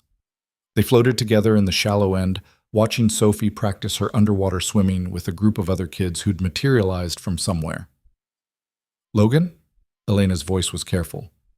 Can I ask about the accident? I know you said it was ice on the road, but was there anything else? Anything that contributed? Logan felt his body tense. Why? Just curious, trying to understand. There's not much to understand. Wrong place, wrong time. Bad luck. Bad luck? Elena repeated the words slowly, like she was testing them. Yeah, that's usually what it comes down to, isn't it? Something in her tone made Logan look at her more closely, but her expression was neutral, carefully controlled. Before he could question it further, Sophie swam back over, announcing she was hungry and could they please go get lunch. They changed and drove to a burger place Sophie loved, settling into a booth with a window view of the parking lot. Sophie ordered a cheeseburger and chocolate milkshake with the confidence of someone who knew exactly what she wanted. Elena got a salad, Logan got the burger, and they shared fries while Sophie narrated her plans for Elena's next swimming lesson. You did really good today, Sophie said seriously. Next time we'll work on putting your face in the water. Elena looked slightly terrified. Is that necessary? It's swimming. Your face has to go in the water. What if I just swim with my head up, like a dog? Sophie considered this. That's called doggy paddling. It's not real swimming. It's swimming adjacent. Dad, tell her she has to learn properly. Logan held up his hands. I'm staying out of this. This is between you and your instructor. They ate and talked, the conversation flowing naturally between swimming critiques and weekend plans. Elena mentioned a work deadline coming up, something about a biotech startup that needed additional funding evaluation. Logan talked about a training exercise scheduled for Tuesday, a simulated building collapse that everyone was dreading because it involved hours of crawling through tight spaces. Sounds awful, Elena said. It usually is. Why do they make you do it? Because actual building collapses don't care if you're comfortable. Sophie was building a French fry tower, concentrating with the intensity of a structural engineer. Dad, do buildings collapse a lot? Not a lot, but we have to be ready in case. Have you ever been in one? Once. Small warehouse, part of the roof came down during a fire. Everyone got out okay. Were you scared? Logan considered lying, then decided against it. Yeah, I was scared. But you did it anyway. That's the job. Sophie nodded like this made perfect sense, then added another fry to her tower. After lunch, they drove back to Logan's apartment. Sophie immediately disappeared into her room to work on more dolphin drawings, leaving Logan and Elena alone in the living room. Thank you for today, Elena said, settling onto the couch. That was fun. Terrifying and humiliating, but fun. You did great. I did terribly, but it was still good. Logan sat beside her close enough that their legs touched. You're good with Sophie. She makes it easy. She's a great kid. She likes you. I like her too. Elena turned to face him. Logan, I need to tell you something. Something in her tone made his stomach drop. Okay. She took a breath, started to speak, then stopped. Started again. I've been thinking about what you said, about carrying each other's baggage. And I want that, I really do. But I need you to know that mine is complicated. Elena, everyone's is complicated. Mine is different. She looked down at her hands. The accident that killed David, there were factors, multiple factors. The deer, yes, but also the road conditions, and the fact that we were driving late at night because we'd stayed too long at my parents' place, and the fact that I was tired, and the fact that the car, my car, had worn tires that I'd been meaning to replace. That's not... let me finish. Her voice was steady but strained. After the accident, there was an investigation, standard procedure. They looked at everything, the road, the car, witness statements, accident reconstruction, and they concluded it wasn't my fault, legally. But Logan, I've spent 6 years analyzing data for a living. I see patterns. I see contributing factors, and I can't escape the fact that if I'd replaced those tires, if we'd left earlier, if I'd been more alert, David might still be alive. Logan reached for her hand. You can't think like that. I know. Logically, I know. but it doesn't change how it feels. They sat in silence, Elena's confession hanging between them. There's something else, she said quietly. Something I need to tell you. But I'm afraid it'll change things. Elena, whatever it is, just give me time, okay? I want to tell you. I will tell you, but not yet. I need to figure out how. Logan wanted to push, wanted to understand what could possibly be so bad that she couldn't just say it. But he recognized the look in her eyes, the same look he probably had when people asked about Rachel's death. Some things needed time before they could be spoken. Okay, he said, when you're ready. Elena leaned against him, her head on his shoulder, and they stayed like that until Sophie emerged with a new drawing, a dolphin that looked suspiciously like Elena, complete with dark hair and a smile. It's you, Sophie announced proudly. You're part of the pod now. Elena took the drawing carefully, like it was something precious. Can I keep this? Of course, I made it for you. I'm going to hang it on my wall. Really? Really, it'll be the first thing I put up. Sophie beamed and ran back to her room to make more drawings, leaving the adults alone again. Thank you, Elena said quietly, still holding the dolphin drawing. For what? For not pushing, for giving me time, for...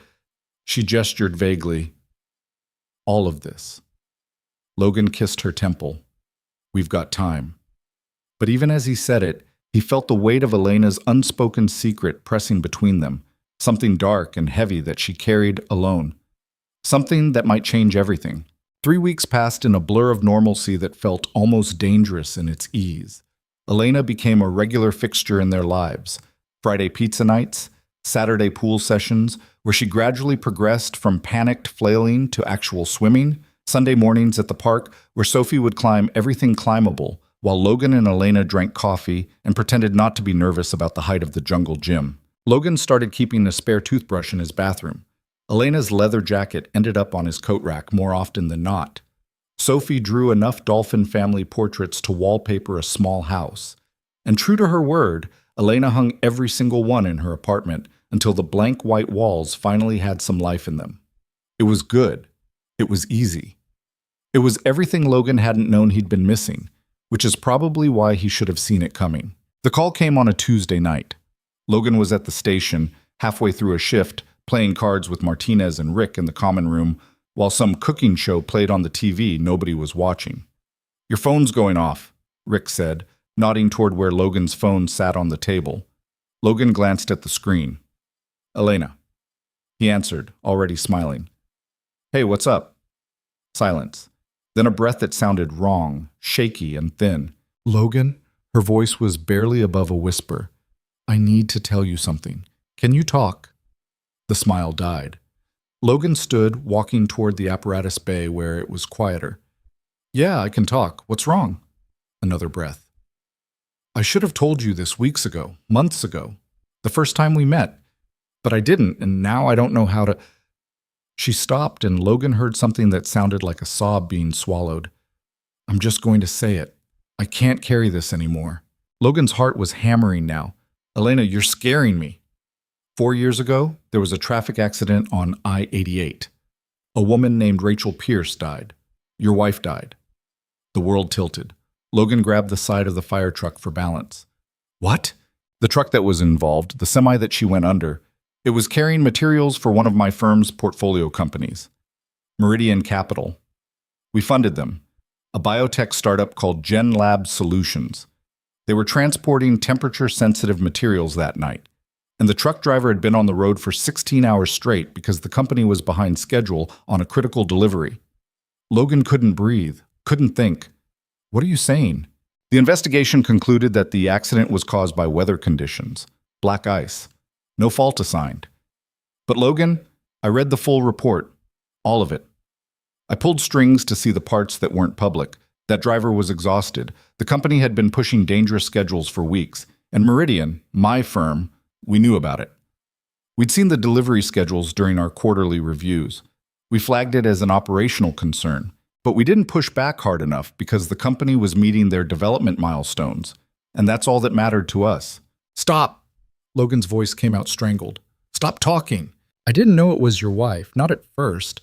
The report just listed her name, Rachel Chen Pierce. It was a data point, one of thousands I reviewed that year as part of our risk assessment protocols. But then I met you at the gala, and you mentioned your wife's accident, and when you said I 88 in the winter 4 years ago, something clicked. And I went back and checked, and her voice broke. It was her. It was Rachel. And I'd known about GenLab's practices. I'd sat in meetings where we discussed their operational risks, and I didn't do anything. Wow. Logan felt like he was underwater. Everything was muffled, distorted, wrong. You knew. Not when we met. I swear to you, I didn't know it was your wife until after the gala, and by then, she was crying now, full-on sobbing. By then, I already liked you, and I convinced myself it didn't matter because the accident wasn't technically the company's fault. The investigation said weather, just weather. But Logan, I can't keep pretending I don't know. I can't keep lying by omission. You've known for months. The words came out flat, dead. We've been together for months and you knew. I'm sorry. I'm so sorry. I should have told you immediately. I should have walked away. But I was selfish and scared, and I thought, she took a ragged breath. I thought maybe it didn't have to matter, that it was separate. But it's not separate. It's the reason you're a widower. It's the reason Sophie doesn't have a mother. And I was part of the chain that led to that. Logan ended the call. He just pressed the red button and stood there in the apparatus bay, staring at the silent phone, his entire world fracturing around him. Pierce? Captain Reeves appeared from somewhere. You okay? You look like you've seen a ghost. I need to go home. What? Your shift's not over for another 6 hours. I need to go home. Logan was already moving toward the locker room, pulling off his uniform shirt, grabbing his civilian clothes. His hands were shaking so badly he could barely button his jeans. Logan, what happened? What's going on? Personal emergency. I'll explain later. I have to go. Reeves must have seen something in Logan's face because he didn't argue further. Okay, go. We'll cover your shift. Call me when you can. Logan drove home on autopilot, his mind a white noise of shock and rage, and something that felt like grief all over again. He barely remembered the drive. 1 minute he was pulling out of the station parking lot. The next he was sitting in his own driveway, the engine still running, his phone vibrating with calls and texts he couldn't bring himself to check. Mrs. Chen was inside with Sophie. It was Tuesday, pizza night. Elena was supposed to come over in an hour. Logan turned off the engine and sat in the dark truck, trying to remember how to breathe. Elena had known. For months she'd known that her company was connected to Rachel's death, and she'd said nothing. She'd come to his home, met his daughter, kissed him, let Sophie draw pictures of dolphins and call her part of the family, all while carrying this secret. His phone rang again. Elena. He declined the call. A text came through immediately. Elena, please, let me explain. Let me tell you everything. I know I don't deserve it, but please. Logan turned his phone off and went inside. Sophie was at the kitchen table doing homework while Mrs. Chen prepared what looked like a stir-fry. Daddy? Sophie looked up, surprised. You're home early. Yeah, sweetheart. Change of plans. Logan forced his voice to sound normal, even though nothing felt normal anymore. Mrs. Chen, thank you for staying. I can take it from here. Mrs. Chen studied him with eyes that saw too much. You sure? I don't mind staying for dinner. I'm sure. Thank you. She gathered her things slowly, still watching him with concern, but eventually left. Sophie returned to her homework, math problems that involved counting objects and writing numbers. Simple. Straightforward. Unlike anything in Logan's life right now. Is Elena coming tonight? Sophie asked without looking up from her worksheet. Logan's chest constricted. Not tonight, honey. Why not? It's pizza night. She always comes on pizza night. She had something come up. Work stuff. Oh. Sophie looked disappointed but not devastated. Can we still make pizza? Yeah, we can still make pizza. They went through the motions. Logan made dough with hands that felt numb. Sophie helped with toppings. They put it in the oven and waited. Normal. Routine. Except Logan kept seeing Elena's face, kept hearing her voice breaking as she confessed. I was part of the chain that led to that. His phone was off, but he could feel it in his pocket like a weight. 20 messages, probably. 30. Elena trying to explain, to apologize, to fix something that couldn't be fixed. After dinner, after Sophie's bath and bedtime story, after she finally fell asleep clutching the stuffed elephant and whispering questions about when Elena would visit again, Logan sat in his dark living room and turned his phone back on. 43 missed calls, 62 text messages. He scrolled through them, each one worse than the last. Elena begging him to talk to her, to let her explain, telling him she loved him and she was sorry, and she understood if he hated her. The last message sent 20 minutes ago. Elena, I'm outside. I won't knock. I won't come in. But I'm here if you want to talk. I'll wait as long as it takes. Logan went to the window. Her car was parked across the street, the interior light on. He could see her silhouette in the driver's seat, head bowed, shoulders shaking. Part of him wanted to go out there. Part of him wanted to scream at her, demand answers, make her feel even a fraction of the pain currently ripping through his chest. Part of him wanted to pretend this never happened and go back to 3 hours ago when his biggest concern was whether Rick was cheating at cards. Instead, he texted her, Logan, go home. I can't do this right now. He watched her read the message, saw her head drop further. Then the car started, and she drove away. Logan stood at the window long after her taillights disappeared, trying to make sense of any of this. Elena's firm had funded the company whose truck killed Rachel. They'd known about dangerous practices and hadn't stopped them. And Elena had discovered this connection months ago and said nothing. But the accident report had listed weather as the cause. The investigation had found no fault. Rachel's death was officially an accident, a tragedy of bad timing and black ice. Except now Logan knew there was more to it, more factors, more people who could have changed the outcome but didn't. He went to his room and pulled out the box from the closet. Rachel's box, the one with her death certificate and the accident report and the newspaper clipping he'd only read once before putting it away forever. He sat on the bedroom floor and read it again. The report was thorough. Weather conditions, road conditions, speed of vehicles involved. The truck driver's statement. Rachel's blood alcohol level, 0, because she never drank and drove. Toxicology, clean. The truck's maintenance records, up to date. No mention of the driver being overworked. No mention of the company pushing dangerous schedules. Because those things weren't illegal. They were just risky. And risk wasn't the same as fault. Logan sat there until dawn, reading and rereading, trying to understand how something could be both an accident and someone's fault at the same time. The next morning, he called in sick. Let Sophie stay home from school. They spent the day on the couch watching movies and eating cereal for every meal.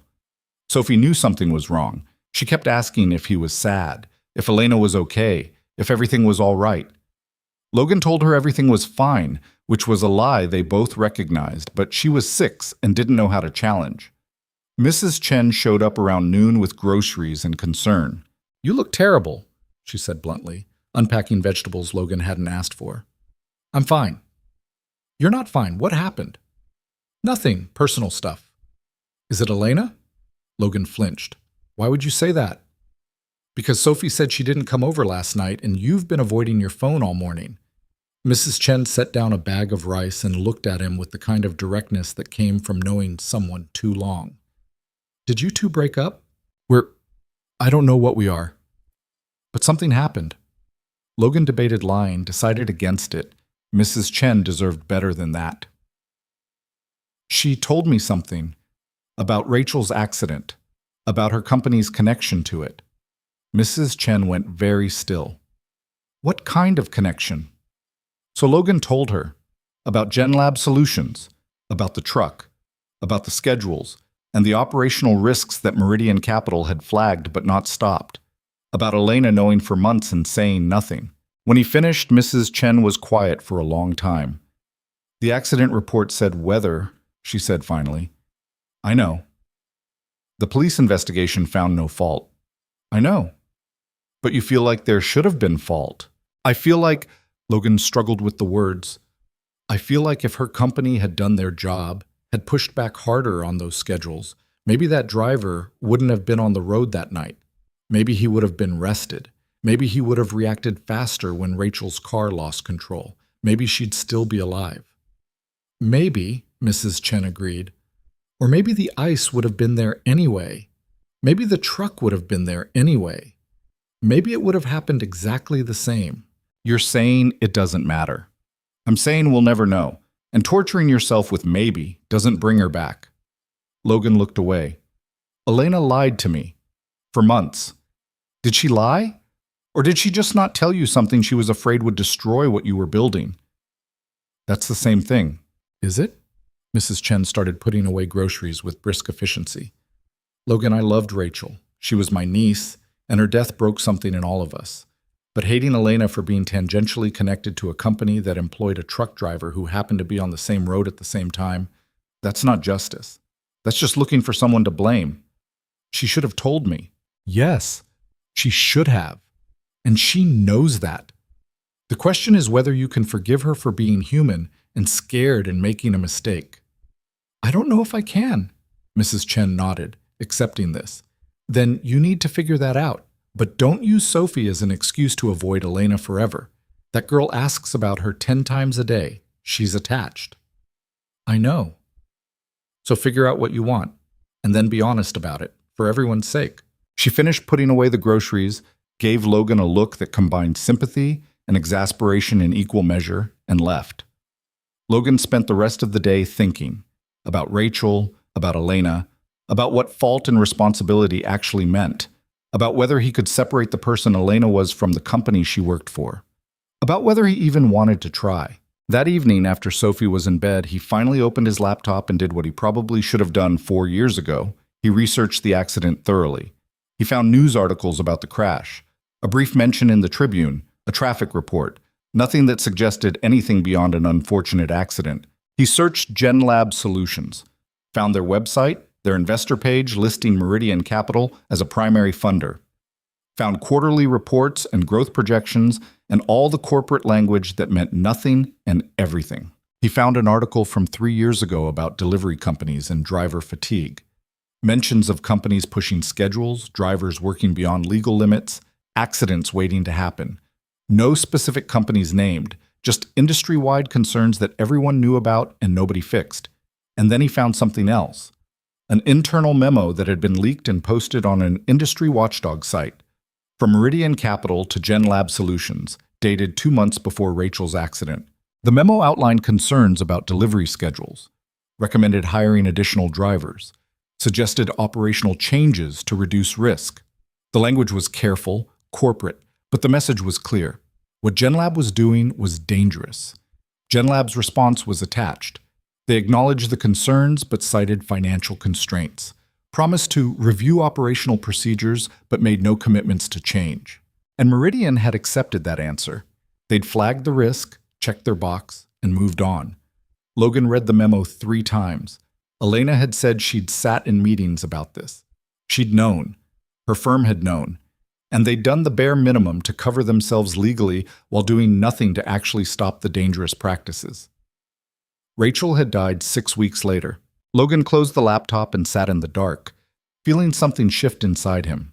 Not forgiveness, not yet, but understanding, maybe, or at least a clearer picture of what had actually happened. Elena hadn't killed Rachel. The ice had. The road conditions had. Bad timing had.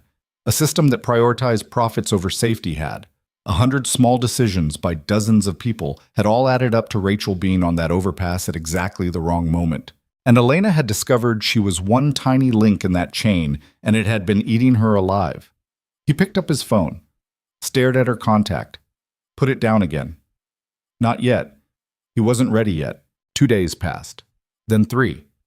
Sophie kept asking about Elena, her questions becoming more worried as the silence stretched. Logan's coworkers noticed something was off. He was distracted at the station, snapping at people over small things, volunteering for extra shifts to avoid going home to the empty apartment. On the 4th day, Captain Reeves cornered him in the locker room. "All right, what's going on with you?" "Nothing."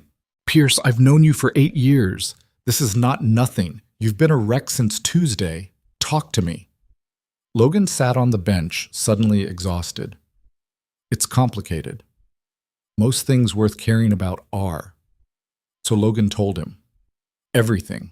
The gala, Elena, Rachel's accident, the connection, the secret, all of it spilling out in a rush that left him feeling hollowed out.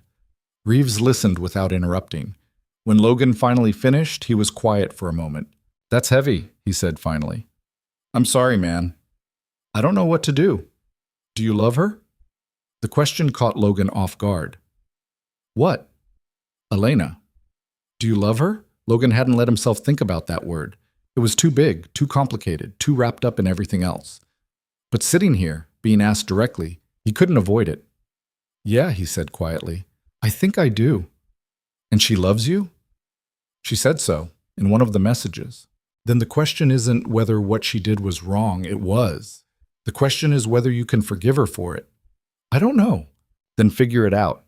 Because from where I'm sitting, you've got a woman who made a mistake, came clean about it, knowing it would probably destroy everything, and is now sitting somewhere feeling like garbage, waiting to find out if you'll ever speak to her again. And you've got a daughter who's attached to that woman and keeps asking when she's coming back." Reeves stood. "Life's too short for this kind of limbo, Pierce. Decide. Either forgive her and move forward, or don't, and let her go. But stop torturing all three of you with the in-between. Bosh. Ibashka." He left Logan alone in the locker room, the words echoing in the silence. That night, Logan finally called her. Elena answered on the first ring. "Logan?" Her voice was raw, wrecked. "Please don't. I'm not calling to hang up on you. Just give me a minute." Silence. Then, "Okay." Logan stood on his apartment balcony, looking out at the city lights. "Tell me everything, the whole story, from the beginning. Don't leave anything out." So she did.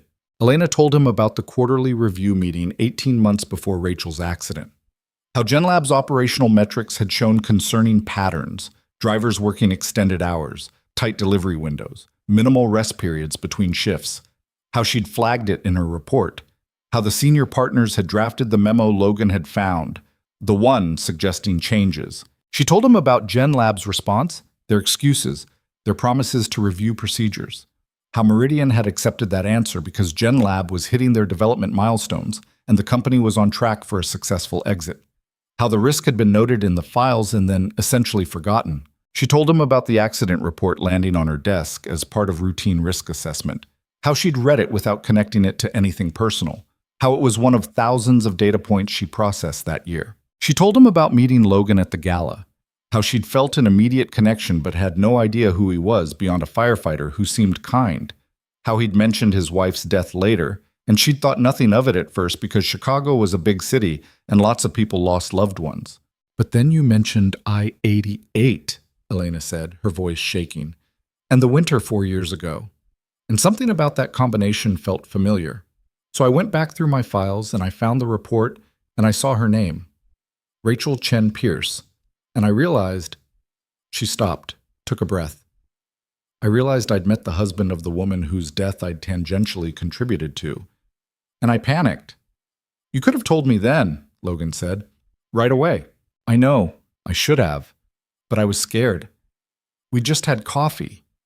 We were starting to become something, and I convinced myself that it didn't really matter, that the accident was ruled weather-related, that my firm's connection was too indirect to count, that it would just hurt you for no reason. That's not your call to make." "I know. I know that now. But at the time, I genuinely believed I was protecting you from unnecessary pain. And later, when we got together, when Sophie started calling you part of the family, later I was in too deep. Every day that passed made it worse. Every day it got harder to tell you because there was more to lose. And I'm not..." Her voice cracked. "I'm not good at losing people. After David died, I built walls. I told myself I'd never let anyone get close enough to hurt me again. And then there was you and Sophie, and you got through every single wall without even trying, and I was terrified that telling you the truth would destroy it. So I kept quiet. And that was selfish and wrong, and I hate myself for it." Logan listened to her cry on the other end of the line, his own throat tight. "The company," he said finally. "GenLab. Are they still operating the same way?" Elena went quiet. "No. They were acquired 8 months ago. The new parent company overhauled their entire logistics operation. Because of safety concerns. Because of efficiency metrics. But yes, driver schedules are much better now. Meridian, we sold our stake during the acquisition. made a significant return. Blood money? Yes. Elena didn't argue. I've thought about quitting. Every day for the past 4 months, I've thought about walking away from Meridian. But that doesn't change what happened. It doesn't bring Rachel back. It doesn't fix anything. No, it doesn't. They sat in silence, miles apart, but connected by a phone line and a tragedy that would always be between them. I don't know how to forgive this, Logan said finally. I want to, for Sophie's sake, for my sake, maybe even for yours, but I don't know how. I understand. Do you? Because from where I'm standing, you lied to me for months. You let me fall in love with you while knowing you were connected to the worst thing that ever happened to me. I know. And I don't know if I can get past that. I don't know if I should even try. Then don't. Elena's voice was barely a whisper. If you can't forgive me, then don't. I'll stay away from you and Sophie. I'll delete your number. I'll figure out how to live with this. But Logan, I need you to know something. What? I love you. I love Sophie. What we had wasn't fake. It wasn't some guilt-driven attempt to make myself feel better about the past.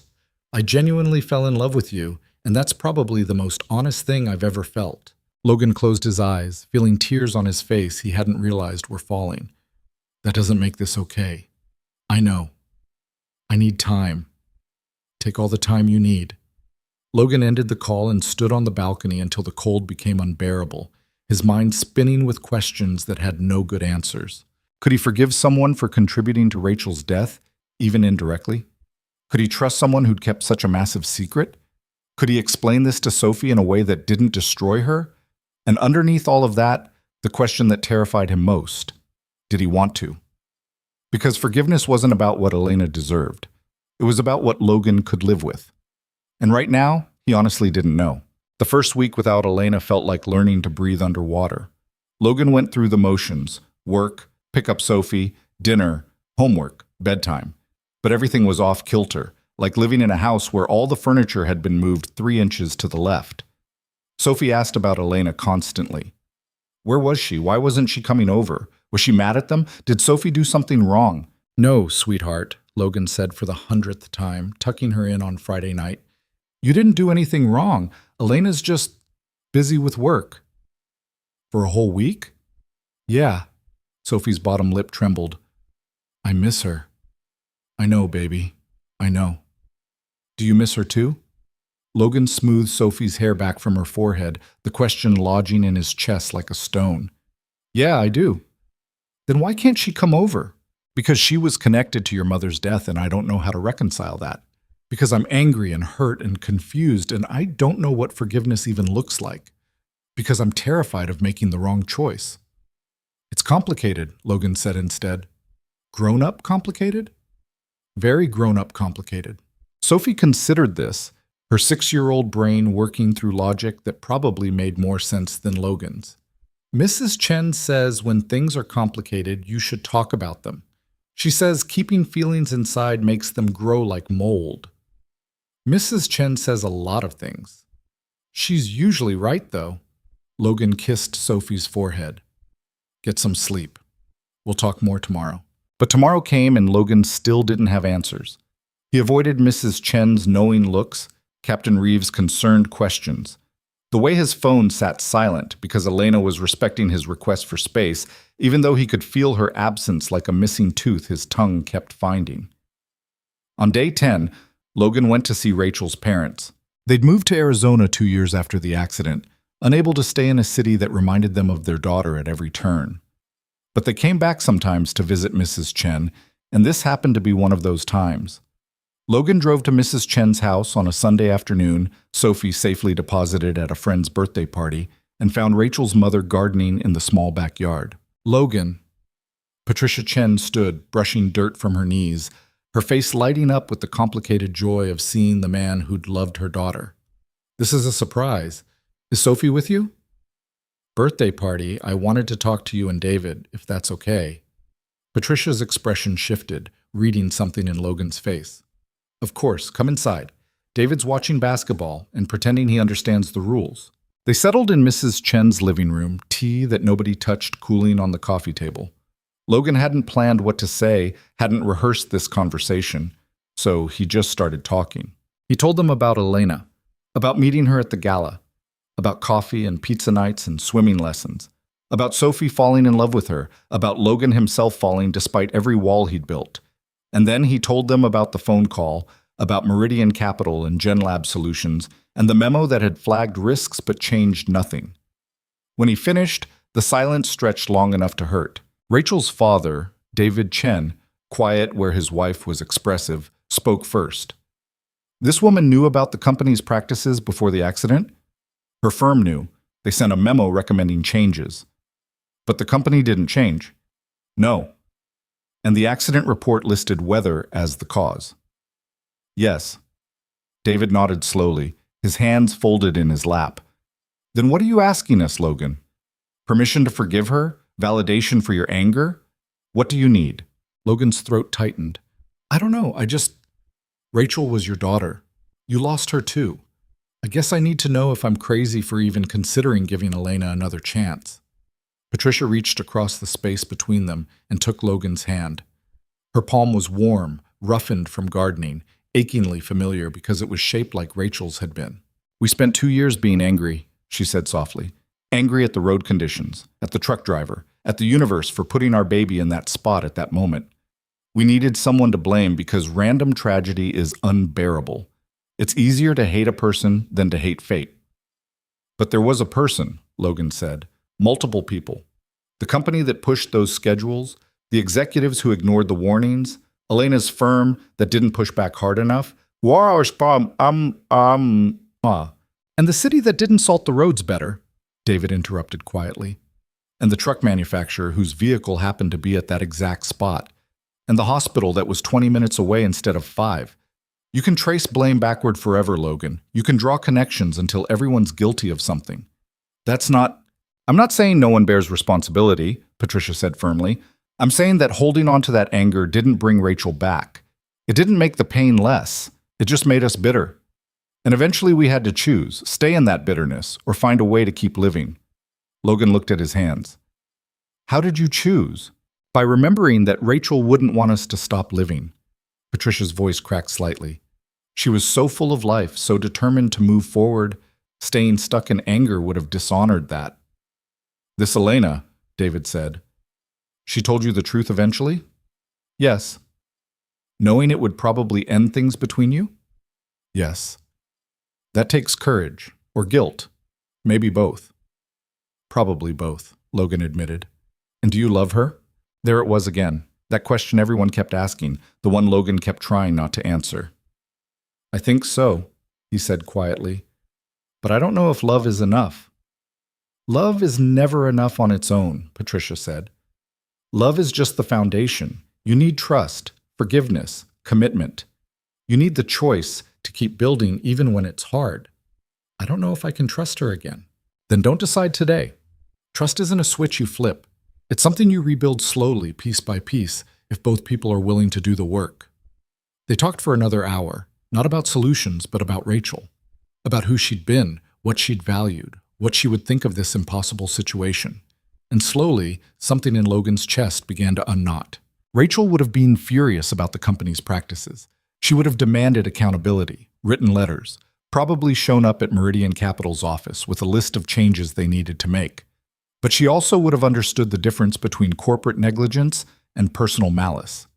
She would have seen Elena as a person, not just a connection to tragedy, and she would have wanted Logan to be happy. When he left Mrs. Chen's house, the sun was setting, painting the sky in shades of orange and pink that reminded Logan of the first time he'd kissed Elena. He sat in his truck for a long moment, then pulled out his phone. He didn't call. He wasn't ready for that. But he sent a text. Logan, can we talk? Not today, but soon. I'm not ready to give up on this yet. The response came immediately, like she'd been waiting. Elena, anytime, anywhere. I'll be ready. 2 days later, they met at the park where Logan had first brought Sophie to play, while Elena watched from the bench, back when they were still figuring out what they meant to each other. It was late afternoon, the playground mostly empty, autumn leaves covering the ground in copper and gold. Elena was already there when Logan arrived, sitting on the same bench, looking smaller than he remembered. She stood when she saw him, her hands twisting together nervously. "Hi," she said. "Hi." They stood 3 feet apart, the distance feeling simultaneously too much and not enough. "I don't know how to start this conversation," Logan admitted. "Me neither. I talked to Rachel's parents. They told me that staying angry didn't bring her back, that I had to choose between bitterness and moving forward." Elena's eyes were red-rimmed, like she hadn't slept in days. "What did you choose?" "I don't know yet. That's why I'm here." Logan sat on the bench, and after a moment, Elena joined him, maintaining careful distance. "I need to understand something. The memo your firm sent, why didn't they push harder? If they saw the risks, why didn't they demand changes?" Elena took a shaky breath. "Because we're a venture capital firm, not a management company. We provide funding and guidance, but we don't control day-to-day operations. And GenLab was hitting their milestones. They were on track for a successful exit. So when they pushed back on our recommendations, we let it go. We noted the risk in our files, covered ourselves legally, and moved on. People could have died. People did die." Elena's voice broke. "Rachel died. And I have to live with knowing my firm saw the problem and chose profits over safety. But you personally, you were just an analyst. You wrote the report. You weren't making the final decisions. That doesn't make me innocent. I saw the data. I knew the risks. And I didn't push back harder because it wasn't my job to push back harder. I followed protocol and told myself that was enough." She turned to face him fully. "Logan, I've spent 4 months thinking about this, about what I could have done differently. And the truth is, even if I'd gone to the senior partners and demanded they force GenLab to change, they probably would have ignored me. I was junior staff. My opinion carried minimal weight, but I didn't even try. I filed my report and moved on to the next company. And 6 weeks later, your wife died." The accident report said weather. The accident report was incomplete. I went back and looked at everything, the full investigation files, the witness statements, all of it. The driver told police he'd been on the road for 14 hours. He said he saw Rachel's car losing control, but his reaction time was slow because he was exhausted. The investigator noted it but didn't pursue it because the weather was the obvious cause. Nobody wanted to dig deeper. "Why didn't you tell me this before?" "Because I thought the official version was easier to accept. Random tragedy is painful but clean. Knowing there were contributing factors, that people made choices that led to this, that's messier, harder to forgive." Logan watched a leaf spiral down from a nearby tree, landing on his shoe. "You were right. It is harder. I'm sorry. I'm so sorry for not telling you immediately, for lying by omission, for every choice I made that hurt you. But Logan, I need you to know, I didn't stay silent to protect myself. I stayed silent to protect you. I thought knowing would just cause more pain. That wasn't your decision to make. I know, and I was wrong. You deserved the truth from the beginning." They sat in silence, the playground swings creaking in the wind, distant traffic humming. "I miss you," Logan said finally. "I'm angry and hurt, and I don't know if I can fully trust you again. But I miss you, and Sophie misses you. She cries at night asking when you're coming back." Elena's face crumpled. "I miss her too. I miss both of you so much I can barely breathe. So where does that leave us?" "I don't know. Where do you want it to leave us?" Logan considered this. What did he want? To go back to before, when things were simple and uncomplicated? Impossible. To cut Elena out of his life completely and protect himself from further pain? Possible, but devastating. To find some third option, some way to move forward that acknowledged the hurt while not being destroyed by it? Maybe. "I want to try," he said slowly. "I want to try to forgive you. But I need things to be different. I need complete honesty, always, even when it's hard. I need you to understand that trust is something you're going to have to rebuild, not something I can just give back." "I understand. And I need you to do something for me. Anything. I need you to quit Meridian Capital." Elena's eyes widened. "What? You said you'd thought about quitting. I need you to actually do it. Not because it changes what happened, but because I can't..." Logan's voice caught. "I can't move forward with you while you're still working for the company that contributed to Rachel's death. Even indirectly. I just can't." "Logan, that's a huge ask. Meridian is my career. I've been there for 8 years. I know. And I'm not saying you have to quit tomorrow, but I need to know that you're willing to walk away from them. For yourself and for us. Elena was quiet for a long time, her expression cycling through shock, fear, and something that looked like relief. Okay, she said finally. I'll do it. I'll start looking for something else. But Logan, I need you to understand, this isn't a quick process. It could take months to find the right position. I'm not asking for quick. I'm asking for commitment. Then you have it. I'll submit my resignation next week. I'll work my notice period, and then I'll find something else. Something that doesn't make me complicit in valuing profits over human lives. Logan felt something ease in his chest. Not forgiveness, not yet, but maybe the beginning of it. There's something else, Elena said quietly. Something I need to do, and I need your permission. What? I want to use my last months at Meridian to do something right, to push for changes in how we evaluate operational risks, to make sure no other firm analyst sees warning signs and just files them away. I want to make this matter. Will they listen? Probably not, but I have to try. I should have tried 4 years ago. I can't change that, but I can try now. Logan reached across the space between them and took her hand. Her fingers were cold, trembling slightly. Okay, he said. Try. They sat like that for a while, hands linked, not talking. The sun dropped lower, shadows lengthening across the playground. A jogger passed by, headphones in, oblivious to the small moment of reconciliation happening on the bench. Can I see Sophie? Elena asked eventually. I understand if you want more time, but I need her to know I didn't abandon her. Yeah, come for pizza on Friday, like we used to. Elena's expression broke into something between a laugh and a sob.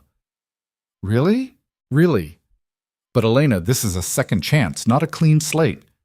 We're starting from a different place now, harder ground. It's going to take work. I know, and I'm willing to do the work. Whatever it takes. Logan squeezed her hand once, then let go. I should get Sophie from Mrs. Chen's. She's been there since I left for work this morning. Okay? Elena stood when he did, hovering uncertainly. Logan? Yeah? Thank you for not giving up on me. On us. Thank you for telling me the truth, even though it was late, even though it was hard.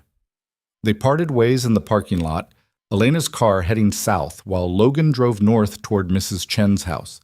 His phone buzzed at a red light. Elena, I love you. I know I don't have the right to say it right now, but it's true.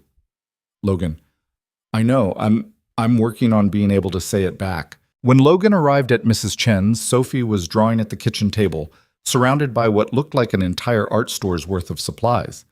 Daddy! She jumped up and ran to him. Where were you? Mrs. Chen said you had grown up business. I did, but I'm here now. Logan crouched down to her level. Hey, how would you feel if Elena came for pizza on Friday? Sophie's eyes went wide. Really? She's coming back? If you want her to. Yes, yes, yes, yes! Sophie was bouncing now, pure joy radiating from her small frame. Can I make her a welcome back card? That sounds perfect. Sophie ran back to the table and immediately started on a new drawing, chattering about all the things she wanted to tell Elena, all the dolphin pictures she'd made while Elena was gone. Mrs. Chen appeared beside Logan, drying her hands on a dish towel. You talked to her? Yeah. And? And we're trying. I don't know if it'll work, but we're trying. Mrs. Chen nodded approvingly. Rachel would be proud of you for choosing to move forward instead of staying stuck. I hope so. She would be. Trust me. Friday arrived with Sophie in a state of barely contained excitement. She'd made 3 welcome back cards, drawn an entire series of new dolphin family portraits, and insisted on picking out her fanciest dress, a purple monstrosity with sequins that she'd gotten for a cousin's wedding and never wanted to take off. It's just pizza night, Logan said, watching her twirl in front of the mirror. It's a special pizza night. Elena's coming back. You're wearing sequins to eat pizza. It's important to look nice for people you love. Logan's chest tightened. You love Elena. Sophie stopped twirling and looked at him with an expression far too serious for 6 years old. Yeah, don't you? I'm working on it. What does that mean? How did you explain complicated adult emotions to a first grader? It means sometimes loving someone is easy, and sometimes it takes work. Right now, it's taking work. Because she did something wrong. Logan sat on Sophie's bed. How do you know that? I'm little, not stupid. You guys were fine, then suddenly she wasn't coming over anymore, and you were sad all the time. Something happened. Yeah, something happened, but we're trying to fix it. That's good. Mrs. Chen says fixing things is better than throwing them away just because they're broken. Mrs. Chen says a lot of wise things. I know, I listen. Sophie climbed onto the bed next to him. Dad? Even if you and Elena are doing work, she's still coming for pizza, right? Right. Okay, good. Because I really missed her. Elena arrived at exactly 6, carrying flowers for the table and looking nervous in a way that made Logan's protective instincts kick in despite everything. Sophie answered the door and immediately launched herself at Elena, wrapping small arms around her waist. You're here! You came back! Elena's face did something complicated, joy and pain and relief all mixed together. I came back. I missed you so much. I missed you too. Look, I made you cards. Sophie dragged Elena inside, showing her the collection of welcome back artwork with the pride of a gallery curator. Logan watched from the kitchen, giving them space, his heart doing something painful and hopeful at the same time. They made pizza together like they used to, though the rhythms were slightly off, everyone being a little too careful, a little too polite. Sophie filled the silences with chatter about swimming and school and the new book she was reading about dolphins in the wild. Over dinner, Sophie told Elena about everything she'd missed. The field trip to the aquarium, the new girl in her class who was also obsessed with marine biology, the swimming lesson where she'd finally mastered the butterfly stroke. I wish you could have seen it, Sophie said, tomato sauce on her chin. I was so good. I'm sorry I missed it, Elena said quietly. I'm really sorry. It's okay. You can come to the next one. Right, Dad? Logan nodded, if Elena wants to. I want to, Elena said, meeting his eyes across the table. Very much. After dinner, after Sophie's bath and pajamas and the nightly routine, Elena read bedtime stories while Logan cleaned up. He could hear Sophie's laughter, Elena's gentle voice doing character impressions, the sound of pages turning. When Elena emerged from Sophie's room 20 minutes later, her eyes were red. She's asleep, Elena reported. She made me promise I'd be here next Friday too. And what did you say? I promised, if that's okay with you. Logan dried his hands on a dish towel, considering. It's okay. But Elena, we need to talk about how this goes forward. With Sophie, I mean, she's already attached to you. If this doesn't work out between us, I know, I've thought about that too. Elena leaned against the counter, maintaining careful distance. Logan, I would never hurt Sophie deliberately. If we can't make this work, I'll find a way to step back that doesn't devastate her. But I really, really want to make this work. So do I. But wanting isn't enough. I know. So what do we need? What's the actual path forward here? Logan had been thinking about this all week. Honesty, complete transparency. If something's bothering you, you tell me. If you're scared or uncertain or thinking about anything that affects us, you share it. No more secrets, no matter how hard the truth is. I can do that. And therapy. Both of us, separately and together. We're dealing with trauma and grief and complicated histories. We need professional help navigating this. Agreed. And time. This doesn't get fixed in a week or a month. We're building something new here, and it's going to take however long it takes. Elena nodded, absorbing all of this. Anything else? Yeah, I need you to understand that some days I'm going to be angry. Some days the hurt is going to win, and I'm not going to be able to look at you without thinking about Rachel and the accident and everything connected to it. And on those days, I need you to give me space without taking it personally. I can do that. And Logan, on the days when I'm drowning in guilt, when I can't stop thinking about all the ways I failed, I need you to remind me that I'm trying to be better, that I'm not just the sum of my mistakes. I can do that. They stood in the kitchen, the dishwasher humming, the apartment settling into nighttime quiet. The space between them felt charged, full of possibility and risk in equal measure. I submitted my resignation today, Elena said quietly. 2 weeks' notice, then I'm done with Meridian. Logan's eyebrows shot up. I thought you were going to take your time finding something else first. I was, but then I realized that staying there even one more day was compromising who I want to be. So I quit.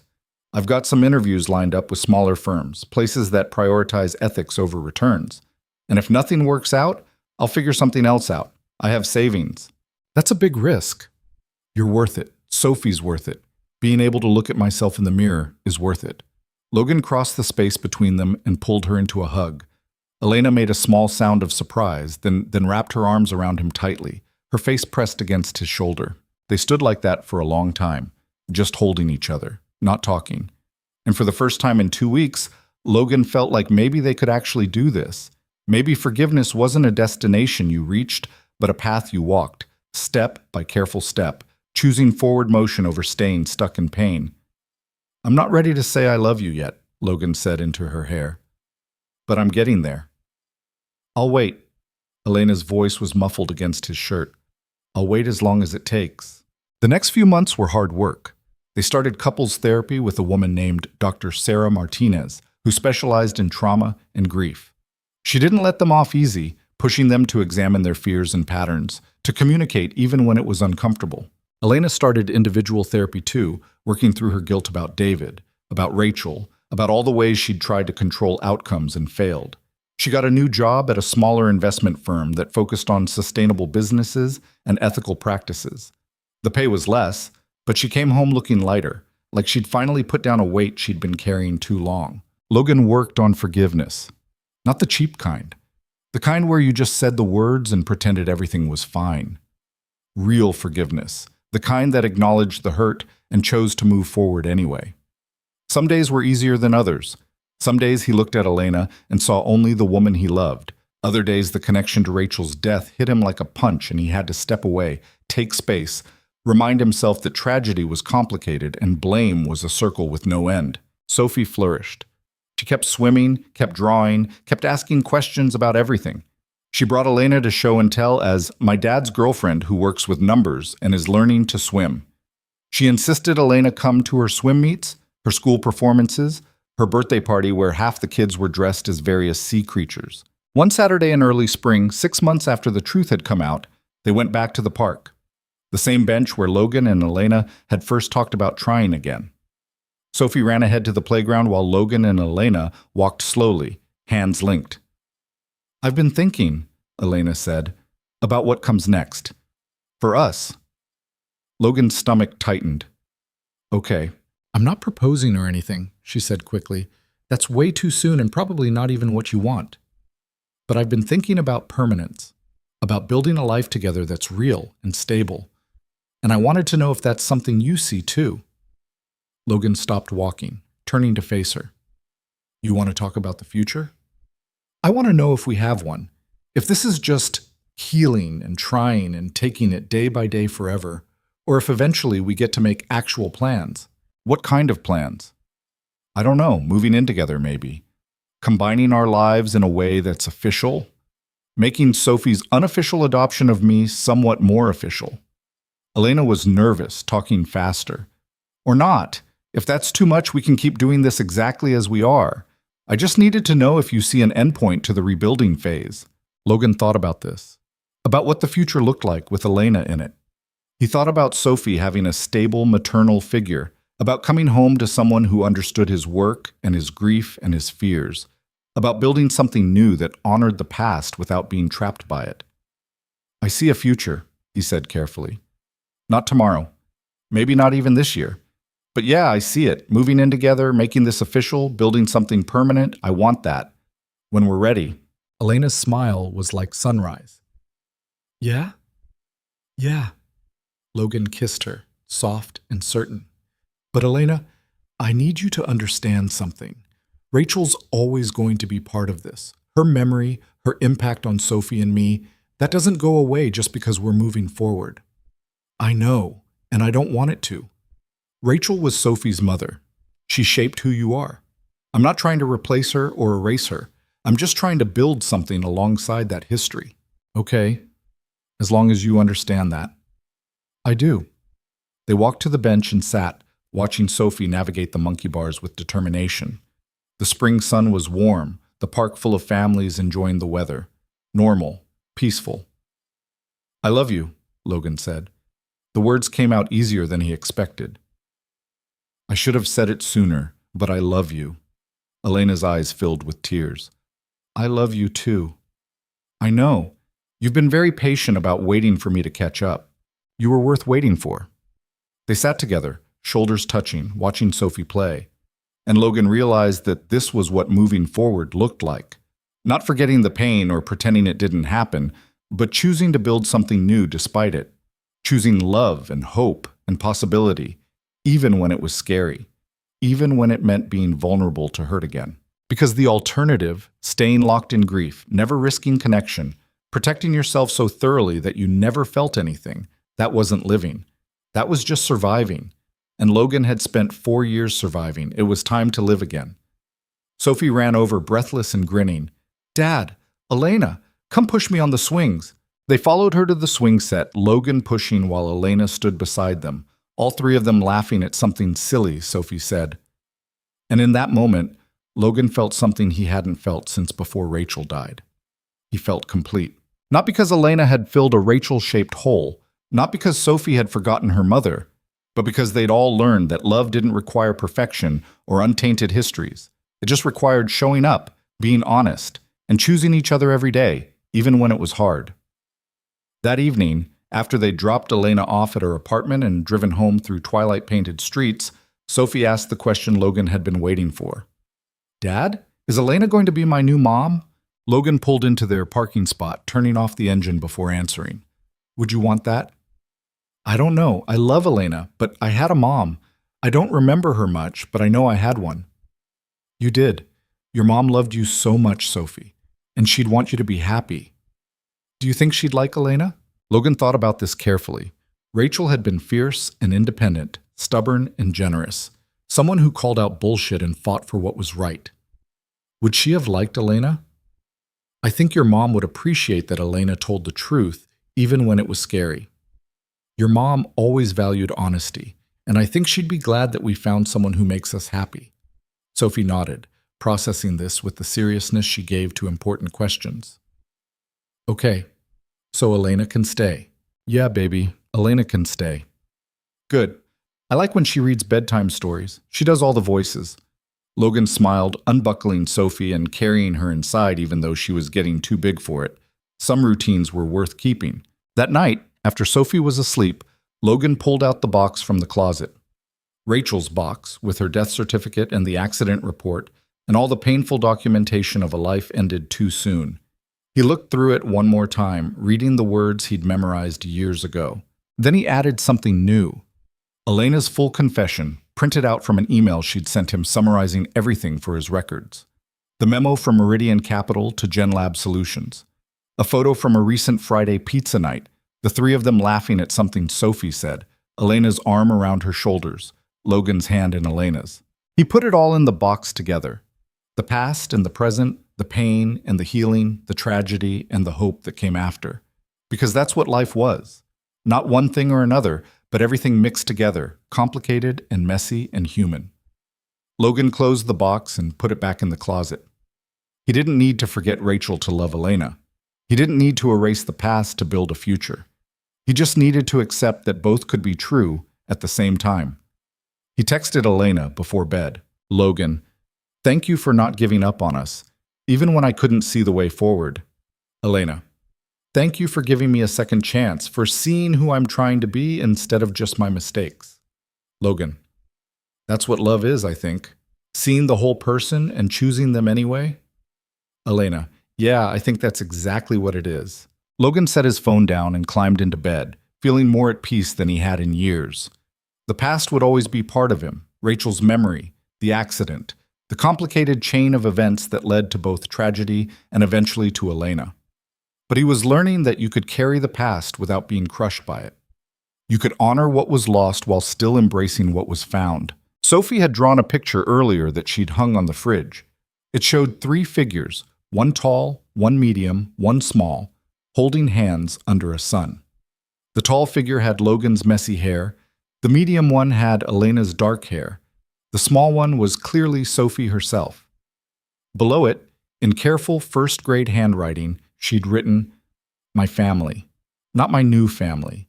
Not my real family. Just family, simple and complete. And maybe that was the lesson in all of this. That families weren't perfect. They were built from broken pieces and second chances and the courage to love despite knowing how badly it could hurt. They were honest conversations and Friday pizza nights and showing up even when it was scary. They were choosing forgiveness over bitterness, hope over fear, connection over safety. Logan had learned that you couldn't control tragedy.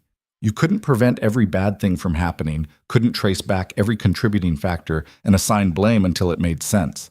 Sometimes bad things just happened, and people made mistakes, and the world was complicated and unfair and cruel. But you could control how you responded. You could choose to stay stuck in anger or to move forward.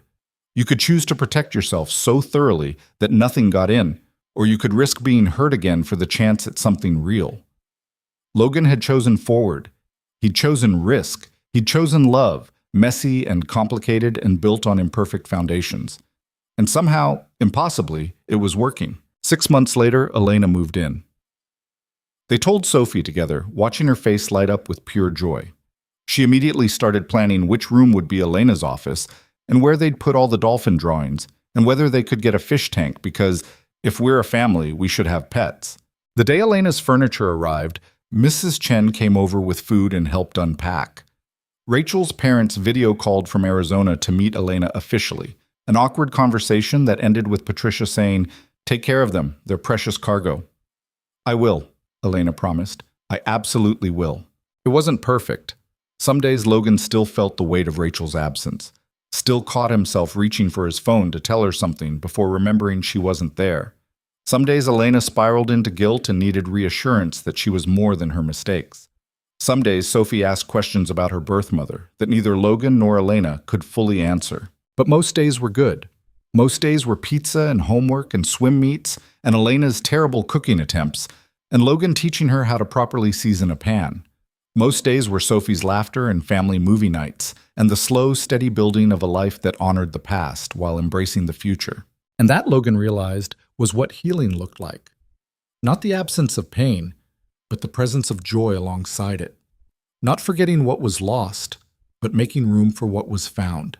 Not perfection, but the messy, complicated, beautiful work of choosing love every single day. One evening, a year after Elena moved in, Logan stood in the kitchen watching Elena help Sophie with a school project about family tree. They were drawing branches and arguing good-naturedly about whether dolphins should be included. "They're not actually family," Elena said, laughing. "They're part of my emotional family," Sophie insisted. "That counts. I don't think your teacher will accept that." "Then your teacher lacks imagination," Logan called from the stove. Sophie giggled. Elena caught his eye and smiled, and Logan felt his heart do that thing it did now. The sudden overwhelming awareness of how lucky he was, how easily this could have gone differently, how grateful he was that they'd all chosen courage over fear. That night, after Sophie was asleep, Logan and Elena sat on the balcony with wine and the city lights spread below them. "Do you ever regret it?" Elena asked quietly. "Giving me a second chance?" "No." "Do you regret telling me the truth?" "No, it was the hardest thing I've ever done, but no. Living with that secret was killing me." "Then I guess we both made the right choice." Elena leaned against him, her head on his shoulder. "I love our life, this messy, complicated, imperfect life." "Me too." And Logan meant it. He loved this life they'd built from broken pieces and hard truths. He loved Sophie's joy and Elena's determination and the way they'd all learned to be honest with each other, even when it hurt. He loved that they talked about Rachel openly now, that Sophie could ask questions and Elena could acknowledge her connection to the tragedy without it destroying them. He loved that they'd learned what forgiveness really meant, not pretending the hurt didn't happen, but choosing to move forward anyway. Not because it was easy, but because the alternative was staying stuck, and none of them wanted to be stuck anymore. The past would always be part of them. Rachel's memory, the accident, the choices that led to tragedy, and eventually to healing, all of it was woven into who they were. But they'd learned to carry it together, to share the weight so no one had to bear it alone. And maybe that was the real lesson, that you didn't move forward by leaving the past behind. You moved forward by integrating it, by letting it shape you without defining you, by honoring what was lost while building what could be found. Logan kissed the top of Elena's head and looked out at the city, thinking about all the ways life could surprise you, about how the worst thing that ever happened to him had somehow led to this: a balcony on a spring evening, the woman he loved beside him, his daughter sleeping safely inside, a future that felt possible instead of terrifying. It wasn't the life he'd planned. It wasn't the life he'd had with Rachel, but it was a good life, built on truth and courage and the radical choice to love despite knowing how badly it could hurt. And in the end, that was all anyone could do. Show up, be honest, choose love, and hope that it was enough. For Logan, looking at the life he'd built with Elena and Sophie, it was more than enough. It was everything.